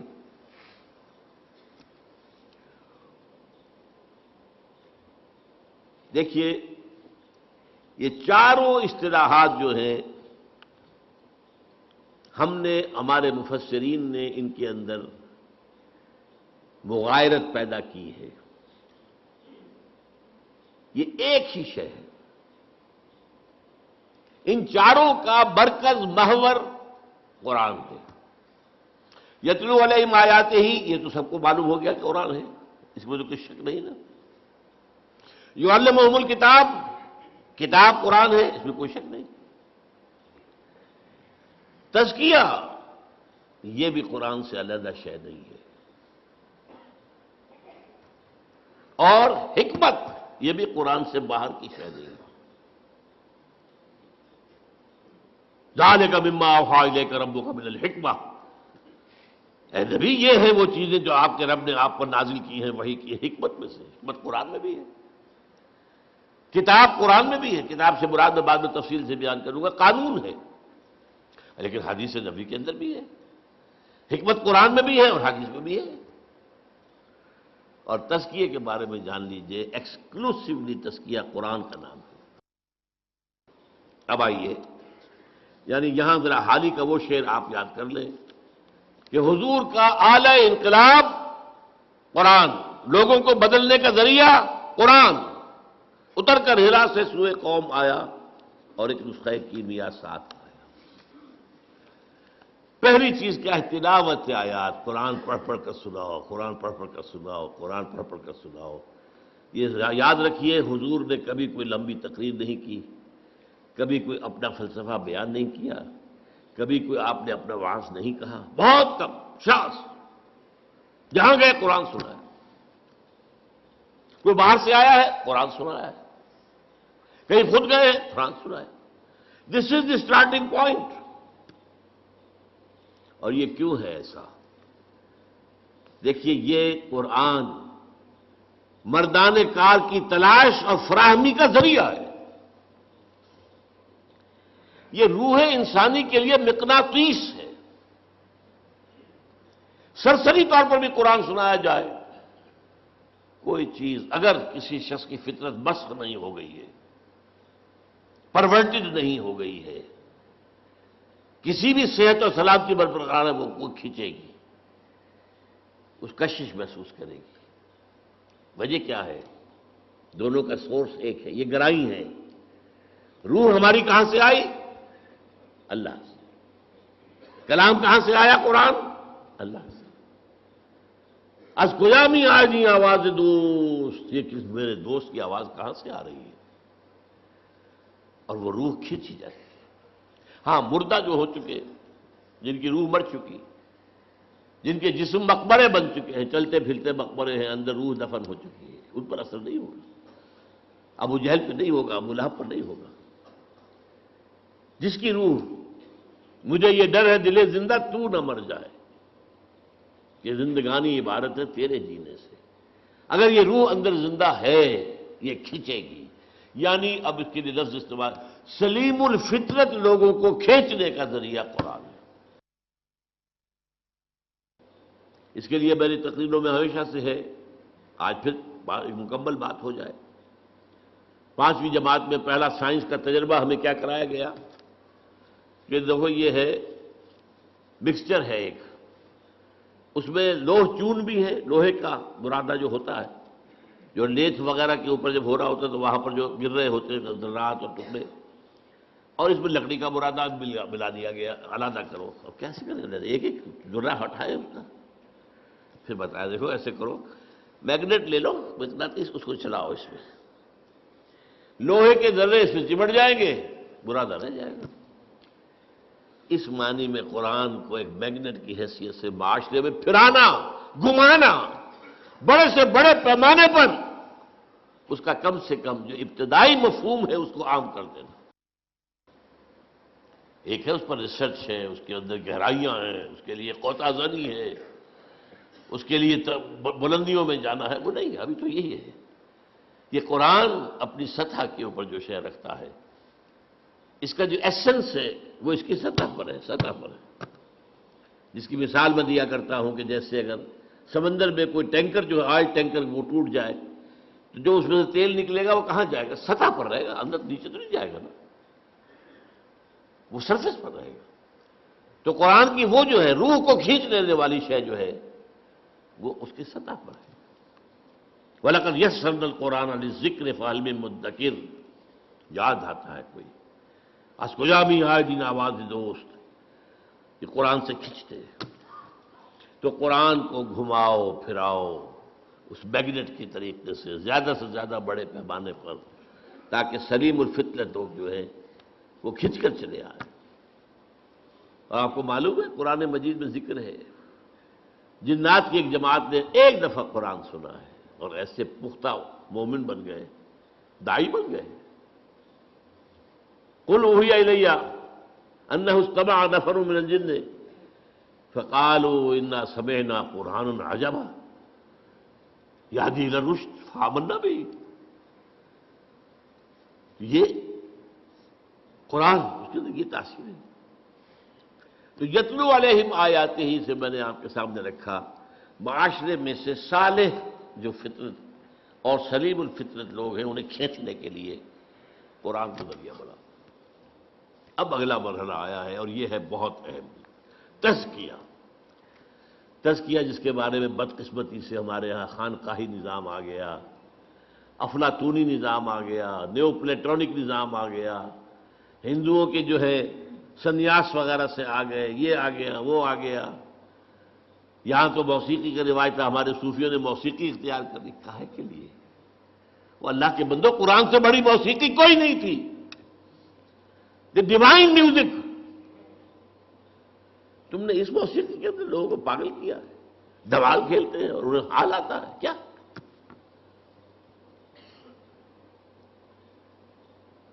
تزکیہ کیا ہے تو جان دیجئے۔ یہ جامع ترین اصطلاح ہے، لیکن میں اسے آپ کو 5 حصوں میں تقسیم کر کے بتاؤں گا ابھی۔ لیکن عمل کہتے کسے تزکیہ؟ یہ باغبان کا ایک عمل ہے۔ ایک باغبان ہے، اس نے باغ لگایا ہے، اس میں کچھ پھولوں کے پودے ہیں، کچھ پھلوں کے درخت ہیں۔ وہ داخل ہوتا ہے، دیکھتا ہے جہاں میں نے پھولوں کا پودا لگایا ہوا تھا وہاں گھاس وغیرہ کافی اگائی ہے، جھاڑ جکاڑ ہے۔ وہ کھرپا ہاتھ میں لیتا ہے، سب کو کھود کے باہر پھینکتا ہے۔ کیوں؟ کیونکہ یہ گھاس جو ہے یہ زمین کے اندر جو قوت نمو ہے اسے لے رہی ہے، پانی بھی کھینچ رہی ہے۔ یہ نہ ہو تو یہ ساری چیز جائے گی میرے پودے کے لیے، یہ پودے کی نشو و نما میں رکاوٹ ہو رہی ہے، تو جو رکاوٹ ہے اسے ہٹا ہو جاتا۔ یہ ہے عمل تزکیہ، پاک کرنا۔ انسان کی ترقی میں جو اس کی اصل ترقی ہو اس میں رکاوٹ جو چیزیں ہیں ان کو ہٹانا تزکیہ۔ اب دیکھیے انسان ایک تو میں آپ جو ظاہر ہے نظر آ رہے ہیں، ہاتھ پاؤں ہیں، ہمارا ظاہری جسم ہے، ظاہری وجود ہے، ایک معنوی وجود ہے ہمارے اندر۔ اس معنوی وجود کے لیے کبھی لفظ خودی بھی استعمال ہو جاتا ہے، لیکن میں آج آپ کو 4 حصوں میں بتا رہا ہوں۔ سب سے پہلے ہمارا ایک فکر ہے، کچھ نظریات ہیں، کچھ خیالات ہیں، کچھ عقائد ہیں، کچھ فلسفے ہیں، کچھ بھی ہے۔ تطہیر فکر، اس فکر کو پاک کرنا، اس فکر میں جو غلط عنصر ہے اسے نکال کے باہر پھینک دینا۔ اگر یہ فکر کی غلطی موجود رہی تو آگے نہیں، آپ کو ترقی نہیں ہوگی۔ پھر آپ کا نفس امارہ ہے، وہ آپ کی حیوانی جبلتوں کو بھڑکاتا ہے۔ تزکیہ نفس۔ پھر قلب ہے، اس پر غبار آ جاتا ہے، یہ آئینے کے مانند ہے۔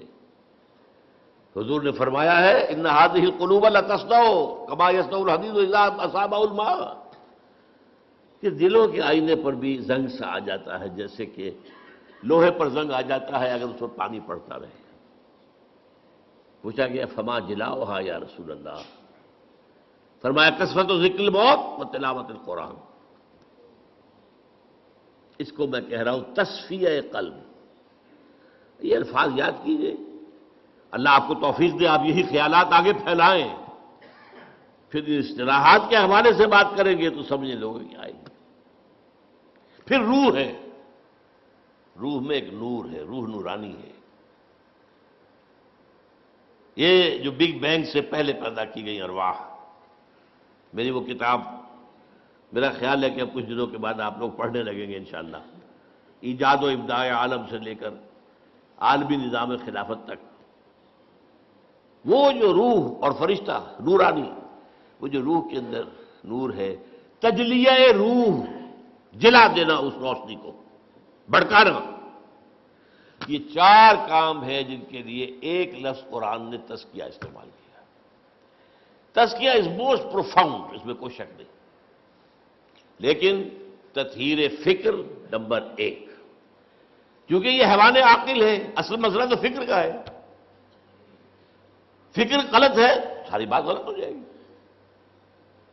تطہیر فکر، تزکیہ نفس، تصفیہ قلب، تجلیہ روح، اور یہ کس سے ہوگا؟ صرف قرآن سے۔ نوٹ کر لیجیے اس سے۔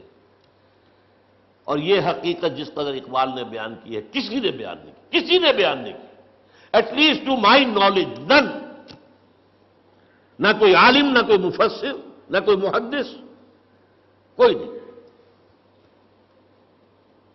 گر تمی خواہی مسلمان زیستن، نیست ممکن جزب قرآن زیستن۔ یہ قرآن کیا ہے؟ کتاب زندہ قرآن حکیم۔ یہ کیا قرآن کو دیکھ رہا تھا، کس انداز میں دیکھ رہا تھا؟ How he was over odd. کتاب زندہ قرآن حکیم، حکمت لا یزال استو قدیم، اس کی حکمت، اس کا فلسفہ ہمیشہ قائم رہنے والا اور قدیم ہے۔ یہ وہ فلسفے نہیں جو بدلتے رہے، بدلتے بدلتے رہے۔ حکمت لا یزال استو قدیم، حرف اورا ریب نئے، تبدیل نئے، اس کے حرف میں کوئی شک ہو سکتا ہے؟ نہیں۔ کوئی تبدیلی ممکن ہے؟ نہیں۔ آیا شرمندہ تعویل؟ نہیں۔ اس کی آیتوں کی کوئی تعویل ہو سکتی ہے؟ نہیں۔ اور جو اب جملہ آ رہا ہے، فاش گویم آنچے در دل مزمرست، صاحب بتا دوں جو میرے دل میں چھپا ہوا ہے، یہ کتابیں نیست چیزیں دیگرست۔ اسے کتاب نہ سمجھے، کچھ اور ہے۔ تو اللہ کا کلام ہے بھائی، کلام صفت ہوتا ہے، یہ صفت ہے اللہ کی، لہذا اس کے بھی اوصاف وہی ہیں۔ مثل حق پنہاں ہم پیداستو، جیسے اللہ ہے هو الاول والآخر والظاہر والباطن، ایسے ہی یہ قرآن، یہ ظاہر بھی ہے، چھپا ہوا بھی ہے۔ اس کی سطح پر اس کا پیغام ہے، اس کی گہرائیوں میں اس کی حکمت ہے۔ حکمت تک رسائی کرنی ہے، بہت آزادی کرنی پڑے گی، پوری زندگیاں لگانی ہوگی۔ ہاں، سبق حاصل کرنا ہے، تذکر وہ سطح پر بھی ہو جائے گا۔ مثل حق پنہاں ہم پیداستو، زندہ و پائندہ و گویاستو، زندہ و پائندہ، الحی القیوم، یہ اللہ کی صفات ہے، اللہ کے نام، وہی شان اس قرآن کی ہے۔ اب آخری شعر ہے، یہ ہے اصل میں جس کا چوں بجاں در رفت جاں دیگر شود۔ جب یہ قرآن کسی کے اندر اتر جاتا ہے، یہ اندر کا اترنا، دماغ سے اترا، قلب سے اترا، روح میں اترا، نفس پر جا کر اس نے قدغنیں لگائی، چوں بجاں در رفت جہاں دیگر شود، اندر کا انقلاب آ گیا۔ Now he is a changed person altogether۔ قرآن سے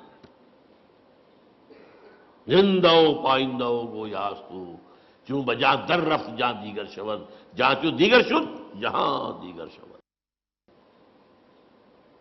خاص طور پر تزکیہ نفس کے حوالے سے تو میں حیران ہوں، اقبال کہاں تک پہنچا ہے۔ حضور کی دو حدیثوں کو جمع کر دیا اپنے اشعار کے اندر۔ حضور نے ایک بات یہ فرمائی کہ اللہ نے ہر انسان کے ساتھ ایک شیطان بنایا ہوا ہے، صحابہ نے پوچھا حضور کہ آپ کے ساتھ بھی ہے؟ وہاں ہے، لیکن میں نے اسے مسلمان کر لیا۔ ایک حدیث ہو گئی۔ دوسری حدیث، الشیطان یجری من الانسان مجری الدم، شیطان تو انسان کے اندر خون کی طرح سرایت کر جاتا ہے۔ اور اقبال کیا کہتا ہے؟ کشتن ابلیس چیزیں مشکل است، ابلیس کو مار دینا تو مشکل کام ہے۔ جہاں کہ وہ گم اندر آباق دلس، وہ تو دل کے گہرائیوں میں جا کے بیٹھتا ہے۔ جب وہ دوران خون کے ساتھ گردش کر رہا ہے تو دل کی گہرائی میں پہنچا ہوا ہے۔ خوشترا باشد مسلمان اشکنی، ہاں بہتر یہ اسے مسلمان بنا لو، کشتہ شمشیر قرآن اشکنی، قرآن کی شمشیر سے اسے ختم کرو، یہ قرآن بھی تمہارے وجود میں سرایت کر جائے گا۔ کیوں بجاں در رفت، وہی بات، جہاں دیگر شود، جہاں تو دیگر شد، جہاں دیگر شد۔ یہ ہے قرآن مجید کا ساتھ تزکیہ نفس، تجلیہ روح، تصفیہ قلب، تطہیر فکر۔ اب تیسری بات، یتلو علیہم آیاتہ ویزکیہم۔ دیکھیے ایک بات تھوڑی سی بس سمجھا دوں، بہت سے بزرگ جو ہے بیچارے لاکھ جو ہے ٹکرے مارتے رہتے ہیں، بیٹے نماز پڑھا کرو، بیٹے نماز پڑھا کرو، بیٹے نماز پڑھا کرو۔ اب وہ بیٹا جو ہے وہ کبھی سامنے پڑھ بھی لیا سعادت مندی کی، پھر کہاں پڑھے گا؟ سبب کیا ہے؟ اس میں خدا پر یقین نہیں ہے، تم نماز پڑھوانا چاہتے ہو۔ تم نے جہاں پڑھایا ہے اسے گلا تو گھونٹ دیا اہل مدرسہ تیرا، کہاں سے آئے صدا لا الہ الا اللہ؟ پہلے تطہیر فکر کرو گے تب نماز اندر سے ابھرے گی، پھر ضیاء الحق کے آرڈیننس کی طرح سے نافذ نہیں کرنی پڑے گی نماز۔ یہ ہے اصل میں تطہیر فکر، تزکیہ نفس۔ اس کا ایک نتیجہ نکلتا ہے، عجیب بات ہے، اندر سے شریعت کی طلب ابھرنے لگتی ہے، اندر سے خود بخود۔ قرآن مجید میں آپ دیکھتے ہیں یسألونک یسألونک یسألونک یسألونک، کیوں؟ یسألونک ماذا ينفقون، یسألونک عن المحیض، یسألونک عن الخمر والمیسر، یسألونک عن الشہر الحرام قتال فیہ، یسألونک یسألونک یسألونک، کیوں؟ جب اندر پاک ہو گیا ہے اب اس کی طلب جو ہے صادق ہے، اب اس کے اندر صحیح بات کی طلب خود پیدا ہو رہی ہے۔ اب نماز کا حکم دو گے اور پڑھے گا، نماز تو اس کے اندر سے آ گئی ہے، اگ گئی ہے، خود اگائی ہے، صرف شیپ دینی ہے آپ کو اس کو، تو اس کے وجود میں سے سر اوپر سے ابھر آئی ہے۔ اسی لیے تیسرا مرحلہ کیا ہے؟ یعلمہم الکتاب۔ اب کتاب کو یہاں پورا قرآن نہ سمجھیے، کتاب قرآن کا وہ حصہ ہے جو احکام سے بحث کرتا ہے۔ چنانچہ قرآن مجید میں آپ نے دیکھا ہوگا جہاں بھی حکم آنا ہوتا ہے، کتب علیکم، کتب علیکم الصیام، کتب علیکم القصاص، کتب علیکم اذا حضر احدکم الموت ان ترک خیرا الوصیہ، کتب علیکم القتال، ان الصلاۃ کانت علی المؤمنین کتابا موقوتا، یہ کتاب، ولا تعزموا عقدۃ النکاح حتی یبلغ الکتاب اجلہ۔ اگر کسی کو طلاق دی ہے یا کوئی بیوہ ہو گئی ہے عورت تو عدت کے دوران کوئی رشتہ وشتے کی بات نہ کرو، نکاح جو ہے بعد میں ہی ہوگا جبکہ عدت پوری ہو جائے۔ کتاب سے مراد یا قانون، تو یہ ہے اصل میں لفظ جو کتاب یہاں آیا ہے۔ یہ میں نے کہا تھا یہ چاروں چیزیں قرآن ہیں۔ آیات قرآنیہ وہ تطہیر فکر کا ذریعہ بنتی ہے، تزکیہ نفس کا ذریعہ بنتی ہے جب وہ اندر گھستا ہے۔ اور اب جو طلب پیدا ہوئی ہمیں بتایا جائے، ہمیں بتایا جائے، ہمیں بتایا جائے، ظاہر بات ہے جب ان کی طلب کے اوپر بتایا جائے گا تب ان کے اوپر کوئی جبر کرنے کی تو ضرورت پیش نہیں آئے گی، وہ اندر سے ابھرے گا۔ شریعت خود بخود، گویا کہ اب کھیتی تیار ہے، بیج ڈالو۔ جب کھیتی تیار نہیں ہے، اندر خبث بھرا ہوا ہے، جو آپ کی مٹی ہے وہی اس کے اندر ہی خرابی ہے، تو آپ کا بیج بھی ضائع جائے گا۔ حل آپ نے چڑھائے نہیں، بیج ڈالا ہے، کیا ہوگا؟ یہ کام یتلو علیہم آیاتہ ویزکیہم ویعلمہم الکتاب، یہی وجہ ہے آپ دیکھیے شروع میں احکام کیوں نہیں آئے؟ شروع میں وہ کام ہو رہا ہے، یتلو علیہم آیاتہ ویزکیہم، یہ دو کام مکے میں ہو رہے ہیں۔ یعلمہم الکتاب مدینے میں آ کر ہو رہا ہے۔ سورہ بقرہ سے شروع ہو رہی ہے شریعت، سورہ نساء، سورہ مائدہ، شریعت کی ہے۔ تو یعلمہم الکتاب، اور جو سب سے چوٹی کا معاملہ ہے والحکمہ،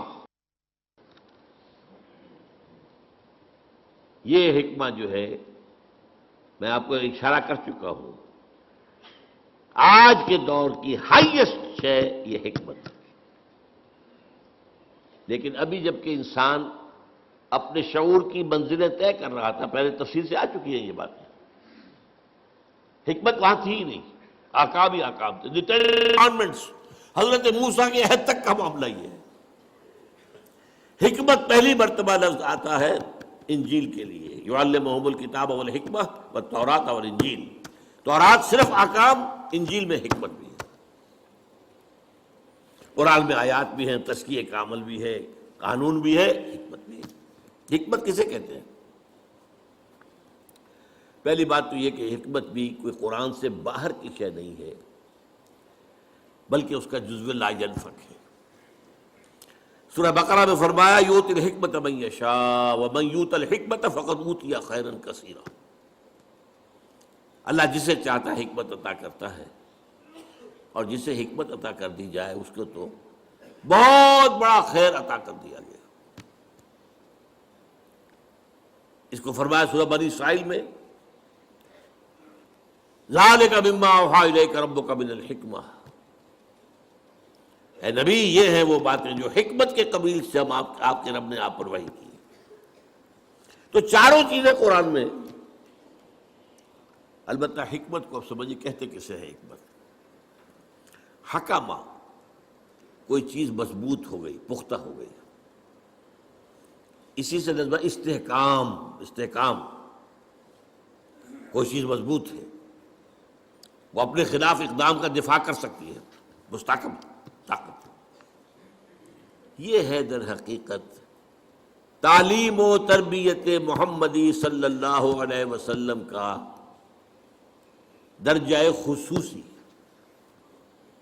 حکمت کا ہر شخص اہل نہیں ہوتا، اور عرب قوم بحیثیت مجموعی حکمت کی اہل نہیں تھی،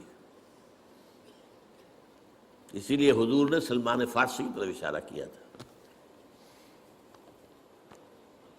کہ حکمت چاہے سریا پر بھی ہوگی، اس کی قوم کا کوئی شخص اس کو لے آئے گا۔ اور گمان یہی ہے کہ یہ حضرت امام ابو حنیفہ رحمۃ اللہ علیہ کی، اس لیے کہ عرب جو ہے فلسفی نہیں تھے، منطقی نہیں تھے، سلیم الفطرت لوگ، فطرت کے ساتھ ہم آہنگی یہ تھی، لہذا قرآن کی دعوت ان کے دل میں جا کر لگ گئی۔ ایرانی فلسفی تھے، یونانی فلسفی تھے، ہندی فلسفی تھے، چینی فلسفی تھے، پھر جب قرآن مجید آیا ہے تو پھر ظاہر بات ہے کہ حضور کے بھی ساتھیوں میں سے کچھ تھے کہ جن کو اللہ تعالیٰ نے یہ حکمت دی ہے۔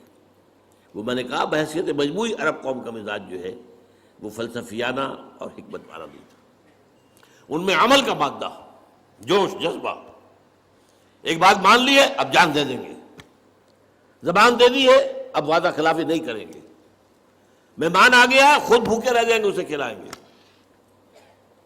باپ کا قاتل بھی آ گیا پناہ مانگ لی ہے تو پھر اب اسے کچھ نہیں کہیں گے، حرم میں دیکھ لیا باپ کے قاتل کو کچھ نہیں کہیں گے، یہ حرم میں، یہ ان کے اوصاف کچھ تھے، فطرت کے قریب تھے لوگ، لیکن حکمت نہیں۔ لیکن البتہ جو بدقسمتی ہماری ہوئی ہے، ہمارے ہاں قرآن مجید بہت جلد بیک گراؤنڈ میں چلا گیا،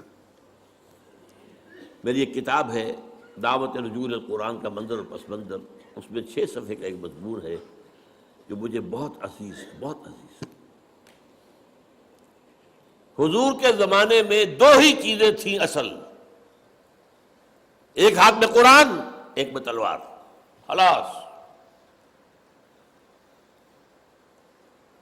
قرآن سے ایمان، ایمان سے جہاد، درمیان میں جنکشن کیا ہے؟ قلب۔ قرآن سے ایمان، اور ایمان کا منظر جہاد۔ انما المؤمنون الذين آمنوا بالله ورسوله ثم لم يرتابوا وجاهدوا باموالهم وانفسهم في سبيل الله۔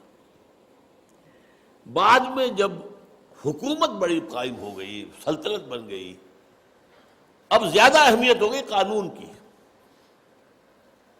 جہاد کا مطلب بھی کیا ہوا؟ دفاع، یا اور مزید فتح کر کے اپنی حکومتیں بڑھانا بادشاہوں کی۔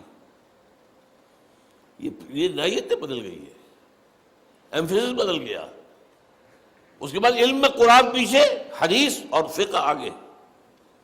اس جگہ ظاہر بات ہے کہ معاشرہ ہے، اس میں قانون ہے، اس میں لین دین ہے، قانون چاہیے، قاضی چاہیے اور مفتی چاہیے، وہ اصل تو ڈیمانڈ ان کی ہوگی۔ لہذا gradually and gradually Quran faded into the back ground, یہاں تک کہ قرآن مجید بن گیا صرف حصول ثواب یا ایصال ثواب کا ذریعہ۔ خاص طور پر بدقسمتی جو ہوئی ہے وہ ہم ہندیوں کی ہوئی ہے، ہندوستانی۔ دیکھیے عرب سے نکلا اسلام، دائیں بائیں، بائیں وہ گیا فلسطین کراس کیا، سینائی کراس کیا، مصر لیبیا ہوتے ہوتے ہوتے ہوتے ہوتے موریطانیہ۔ یہاں کیا تھا؟ کلچرل ویکوم تھا، نہ کوئی تہذیب تھی، نہ کوئی تمدن تھا، نہ کوئی زبان تھی، لہذا عربی چھا گئی، عرب کلچر چھا گیا، سارا شمالی افریقہ ٹوٹل عربک۔ یہ نہیں ہے کہ وہاں زبانیں نہیں تھی، بربر زبان تھی، اپنی ایک بڑی زبان تھی، تہذیب تھی۔ مشرق کی طرح جب اسلام چلا تو سب سے پہلا جو ہے لوہے کا چنا ایران بیٹھا ہوا تھا۔ ایران کا فلسفہ، ایران کی زبان، ایران کا ادب، ایران کے ادب عالیہ، لہذا یہاں وہ جو تہذیب اور تمدن عربی تھی وہ کچھ دلدل میں پھنس گیا۔ ایرانی تہذیب، ایرانی زبان، اور اس کے بعد آپ کو معلوم ہے آگے جتنا اسلام گیا وہ فارسی زبان کے ذریعے سے گیا۔ ہندوستان میں جتنے عرصے مسلمان ہم حکمران رہے، ہماری کوڈ لینگویج پرشین تھی، ناٹ عربک۔ یہ ہے اصل میں حادثہ جو ہمارے ساتھ ہوا ہے۔ اس صورتحال میں علامہ اقبال کی جو تشخیص تھی یا شیخ الہند رحمۃ اللہ علیہ کی تشخیص تھی، اس کو میں نے اپنا سٹارٹنگ پوائنٹ بنایا تھا۔ جب 5ویں جماعت میں پڑھتا تھا، مجھے میرے بڑے بھائی صاحب نے لا کے دی تھی بانگ درا، اور میں پڑھتا تھا اس کو، کچھ ترنم سے پڑھتا تھا، کچھ کیونکہ ترنم دے رکھا تھا اللہ نے مجھے، اب تو نہیں ہے، تھا کبھی تو سمجھ میں آتا بھی تھا، نہیں بھی آتا تھا، لیکن ایک شعر چپک گیا، وہ زمانے میں معزز تھے مسلمان ہو کر اور تم خار ہوئے تاریک قرآن ہو کر۔ دس از دی essential ریزن، زوال اسلام قرآن مجید سے دوری۔ خاص طور پر بادشاہوں نے پردے ڈالے قرآن پر، علماء نے پردے ڈالے قرآن پر۔ اب ہم اگر قرآن پڑھیں گے تو ہمیں جانچیں گے یہ کون لوگ ہیں، ان کا کردار تو وہ نہیں ہے جو قرآن پیش کر رہا ہے۔ لہذا بہتر ہے یہی بہتر الہیات میں الجھا رہے، یہ کتاب اللہ کی تعویلات میں الجھا رہے۔ اور فلسفہ، جب قرآن کا فلسفہ ختم ہوا، حکمت ختم ہوئی، تو فلسفہ یونان آ گیا، اس کے ڈنکے بجے۔ اب اس کے بعد ہر شخص پڑھا لکھا وہی ہے جو فلسفہ یونان کا جاننے والا ہے، خواہ وہ آئیڈیلزم ہے اور خواہ وہ ریئلزم ہے۔ یہ ہے اصل میں ہمارے ساتھ جو حادثہ ہوا۔ اقبال وہ شخص ہے کہ جس نے کہا کہ یہ سارا معاملہ اب اگر گر تمی خواہی مسلمان زیستن نیست ممکن جذبہ قرآن زیستن. پلٹو اس کی طرف. اور فارسی میں جو بات اس نے کہی، خار از محجوری قرآن شدی، اے مسلمان امت تو جو ذلیل اور خار ہوئی ہے وہ قرآن کو ترک کرنے کے باعث. شکوہ سنجے گردش دوران شدی، خام خواہ شکوہ آسمان کا، گردش فلک یا دوسروں کا شکوہ. اے چو شبنم بر زمین افتندئی در بغل داری کتابیں، یہ کتاب زندہ ہی ہے، اسی کے لیے رجوع. یہ میں نے جو اپنے 50 برس بسر کیے ہیں علی وجہ البصیرت کیے ہیں، یوں نہیں کیا ہے. یہ کوئی میرا پیشہ نہیں تھا، یہ کوئی میرا جو ہے، میں کوئی دارالعلوموں کے پاس جو ہے فارغ التحصیل نہیں تھا، یہ کوئی روایتی درس نہیں تھا، یہ روایتی درس نہیں ہے. یہ احیاء اسلام اگر اب ہونا ہے اور اب اگر کوئی پیش رفت ہونی ہے کہ وہ جو نظام خلافت ہے دنیا میں قائم ہو تو اسی کے ذریعے سے ہو. اب تھوڑی سی بات کر کے بات ختم کر رہا ہوں. میں تربیت کے اندر تنظیم کا لفظ بھی آیا تھا، اس پر ابھی گفتگو نہیں ہوئی ہے. میں نے کہا تھا نا کہ انقلابی جماعت جب تک منظم نہ ہوگی اس کی تو فوج کی طرح کی تنظیم ہونی چاہیے.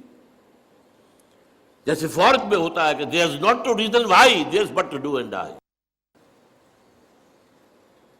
کوئی اگر سپاہی جو ہے پوچھے اپنے افسر سے کہ جناب پہلے مجھے بتائیے یہ حکم کیوں دے رہے ہیں آپ، واٹس دی وزڈم، کیا حکمت ہے اس میں، تو یہ فوج کہلائے گی، کیا کہلائے گا. یہ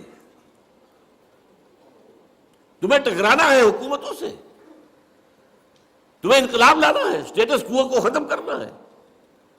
ظاہر بات ہے جو نظام ہے اسی کو پروٹیکشن دینے والے اوپر بیٹھے ہوئے ہیں. فوج بھی انہی کا حکم مانے گی، ایک حد تک تو مانے گی. ایک وقت میں آ کر البتہ ہو سکتا ہے وہ ہاتھ اٹھا دے کہ مزید ہم نہیں مار سکتے. کب تک ماریں گے؟ لیکن یہ کہ شروع میں تو مارے گی لازماً مارے گی. تو اگر تمہیں ان کا مقابلہ کرنا ہے تو یو ہیو ٹو بی، اسی طرح کا ڈسپلن ہونا چاہیے. آرمی ڈسپلن، ملٹری ڈسپلن اگر نہیں ہے تو آپ انقلابی عمل کی طرف آگے نہیں بڑھ سکتے.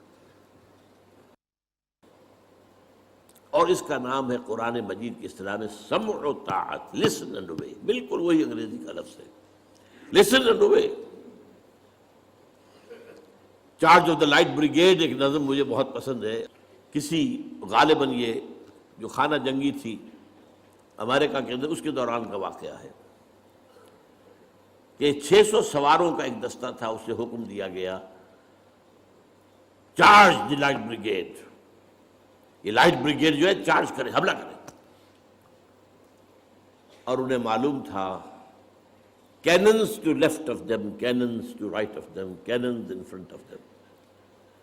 اس میدان کے داہنی طرف بھی توپیں لگی ہوئی تھی، بائیں طرف بھی توپیں لگی ہوئی تھی، سامنے بھی توپیں تھی. Volleyed and thundered. توپیں جو ہے وہ گولوں کے بوچھار کر رہے ہیں، اور تھنڈرڈ جو گولوں کی توپوں کی آواز ہوتی ہے. تو خیال یہی ہوا کہ someone has blundered، کسی نے بڑی غلطی کی، بڑی غلطی کی، بڑی غلطی کی. But there's not to reason why, there's but to do and die. So into the valley of death rode the 600. 600 کے 600 ختم. آرمی اس کا نام ہے. اس نظم جماعت کے لیے قرآن مجید نے سمع و طاعت کی اس طرح استعمال کی. البتہ اس میں تربیت کے 2 آتے ہیں مرحلے. پہلا مرحلہ کیا ہے؟ No formal organization whatsoever.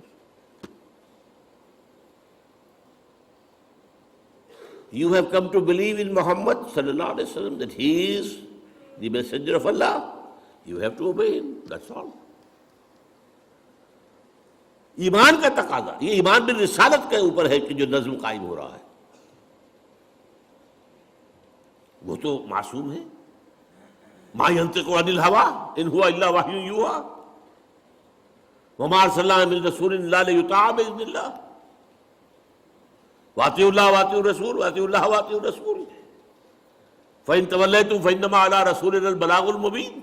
تو پہلی جو اطاعت ہے سمع و طاعت، وہ کسی فارمل بیعت وغیرہ کا ذکر نہیں ملتا ہے، بلکہ وہ صرف ایمان کا لازمی تقاضا حکم ماننا، سمپل. فطری لوگ تھے، اس کے بعد آگے انہیں کوئی اور دلیل کی ضرورت نہیں تھی. یہی وجہ ہے جو بہت ہی نازک مرحلہ آیا تھا غزوہ بدر سے پہلے. حضور نے جب ایک مجلس مشاورت منعقد کی ہے اور صاف کہہ دیا دیکھو مسلمانوں، ایک لشکر شمال سے آ رہا ہے، لشکر نہیں قافلہ، اور وہ مال غنیمت سے لدا پھدا ہوا، مال تجارت سے، اور اس کے بعد محافظ بھی تھوڑے سے 40-50 ہیں. ایک لشکر جنوب سے آ رہا ہے، کیل کانٹے سے لیس، اور اللہ کا وعدہ ہے کہ ان دو میں سے ایک ضرور تمہیں دے دے گا، تمہیں فتح دے دے گا. ناؤ ٹیل می، مجھے مشورہ دو، اشیرونی، کدھر چلے؟ ادھر چلے یا ادھر چلے؟ کچھ ہمارے جیسے لوگ بھی ہوں گے، ان کا کہ جی پہلے چلے ذرا قافلے کو لوٹ لے، تھوڑے آدمی ہیں آسانی سے فتح ہو جائے. حضور دیکھیے ہمارے پاس تو تلواریں بھی نہیں ہیں، نیزے بھی نہیں ہیں، تو کم سے کم 50 ان کے جو آدمی ہیں ان کا ہتھیار تو ملے گا ہمیں، پھر لشکر سے لڑ لیں گے. اب اللہ کی مشیت اور ہے، رسول کی مشیت وہی ہے جو اللہ کی ہے. بار بار کہہ رہے اشیرونی اشیرونی، مجھے مشورہ دو. مقداد ابن اسود کھڑے ہوئے، حضور ہمیں آپ موسیٰ کے ساتھی نہ سمجھیے جنہوں نے کہہ دیا تھا فَذَهَبْ أَنْتَ وَرَبُّكَ فَقَاتِلَا إِنَّا هَاهُنَا قَاعِدُونَ. نہیں، آپ بسم اللہ کریں، جو آپ کا ارادہ ہو ہم حاضر ہیں. ابو بکر عمر ایک سے ایک بڑھ کر تقریریں کر رہے ہیں. حضور پھر بھی کہہ رہے اشیرونی، مجھے مشورہ دو. اب خیال آیا حضرت سعد کو رضی اللہ تعالیٰ عنہ، رئیس انصار. او یہ ہماری طرف اشارہ ہے. کانک تعنینا یا رسول اللہ، اے اللہ کے رسول، معلوم ہوتا ہے آپ کا روح سخن ہماری طرف. اس کی وجہ کیا تھی؟ بیعت عقبہ ثانیہ جو ہوئی تھی اس میں طے یہ تھا کہ اگر مدینے پر حملہ ہوا اور قریش مکہ آئے آپ کو ختم کرنے کے لیے تو ہم آپ کی حفاظت کریں گے جیسے اپنے اہل و عیال کی کرتے ہیں. That was the promise. ابھی مدینے پر حملہ ہوا نہیں ہے، یہ تو حضور پری ایمپٹ کر رہے ہیں،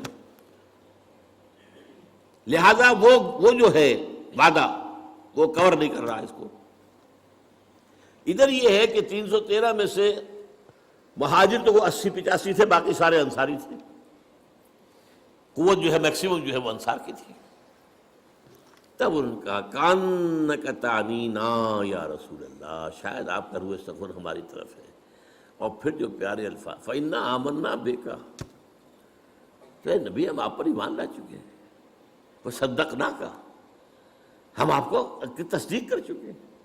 اب ہمارے پاس کہاں چوائس ہے؟ جو آپ کا ارادہ ہو بسم اللہ کیجئے.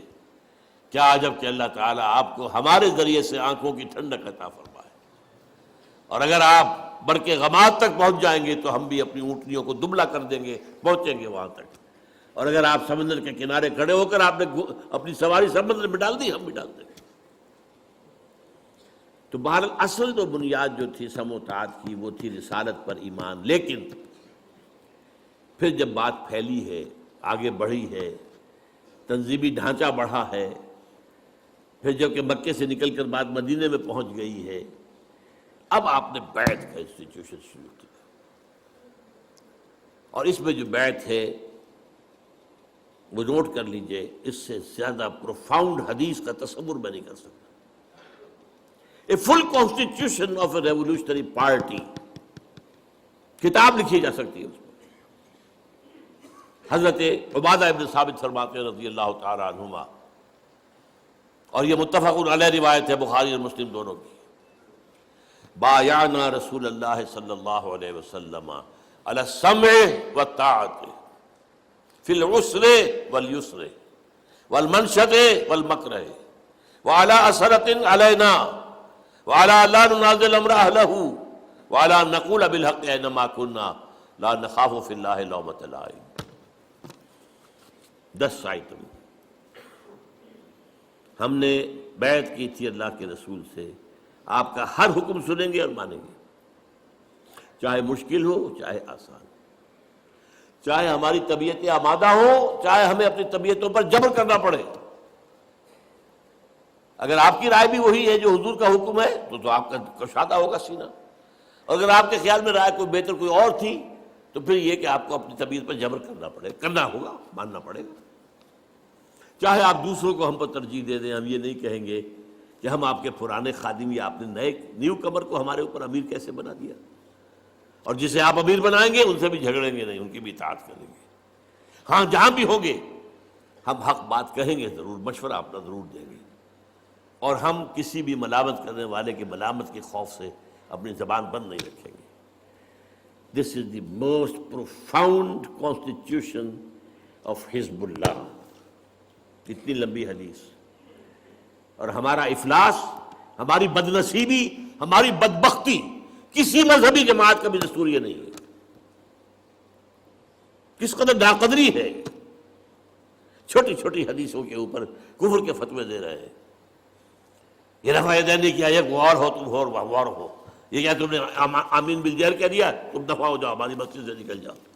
چیزوں یہ حدیث عبادہ ابن ثابت کی متفقون علیہ، اتنی مفصل. یہ ہے اصل میں وہ نظم، اور اس میں جو اصل کام ہوا ہے وہ میرا اگلے لیکچر کے اندر اس کی وضاحت ہوگی. اس ڈسپلن کی مشق کیسے ہوئی، میں صرف اشارہ کر رہا ہوں اس وقت. 12 برس تک مکے میں حکم یہ تھا کہ مسلمانوں، چاہے تمہارے ٹکڑے اڑا دیے جائیں، تمہیں زندہ جلا دیا جائے، تم ہاتھ نہیں اٹھاؤ گے،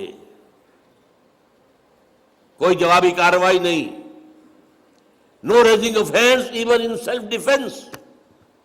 یہ تصادم جو میرے اگلی تقریر کا جو عنوان ہے اس کا اہم موضوع یہ ہے. اس پر عمل کرنا سوچ لیجئے کہ یہ اس سے بڑی ٹریننگ جو ہے سم و طاعت کی ممکن نہیں. اب بلایا جا رہا ہے خباب الارض کو، آؤ، آ گئے. ان کی نگاہوں کے سامنے دیکھتے انگارے بچھا دیے گئے. اتارو کرتا، اتار دیا. لیٹ جاؤ، لیٹ گئے. پیٹھ کی کھال جلی، چربی پگھلی، انگارے ٹھنڈے ہوئے. آپ اندازہ کیجئے جو شخص یہ دیکھ رہا ہو کہ مجھے روسٹ کرنے کی تیاری ہو رہی ہے، اس کو اگر رکاوٹ نہ ہو تو وہ 2-4 کو مار کے مرے گا. بلی کو بھی آپ گھیر لیں، کہیں کارنر کر لیں، وہ آپ کے اوپر آئے گی، آپ کی آنکھوں پر آئے گی. کیا شے ہے وہ، لیکن اجازت نہیں. اس حکم پر عمل کرنے کا میرے نزدیک اس سے بڑا ڈسپلن کے لیے ایکسرسائز کوئی نہیں ہو سکتی، ناممکن. پریڈ کرانے کی ضرورت نہیں ہے. یہاں حکم ہے اللہ کے رسول کا، ہاتھ نہیں اٹھانا، بس. یہ سم و طاعت کا، اور یہ اس کے لیے ایکسرسائز تھی جس سے پھر وہ نظم جماعت قائم ہوا ہے جو حکم ہے سر آنکھوں پر. اور اس سے پھر وہ نظام آگے بڑھا ہے. وہ جو اب تصادم کے مراحل ہیں، وہ جو میں نے کہا تھا اقبال کا شعر کہ سب سے پہلے تو بانشہ درویشی در ساز و دوادن زن. اب اس سے بڑی درویشی کیا ہوگی کہ مرنے کو بھی تیار ہے. کیوں پختہ شوی خود را بر سلطنت جب زن. تو اس کے حوالے سے پھر جو ہے اللہ تعالیٰ نے ساری منزلیں طے کرائیں، اور اللہ کا دین جاء الحق وزهق الباطل ان الباطل کان زہوقا. اقول قولی ھذا واستغفر اللہ لی ولکم ولسائر المسلمین والمسلمات.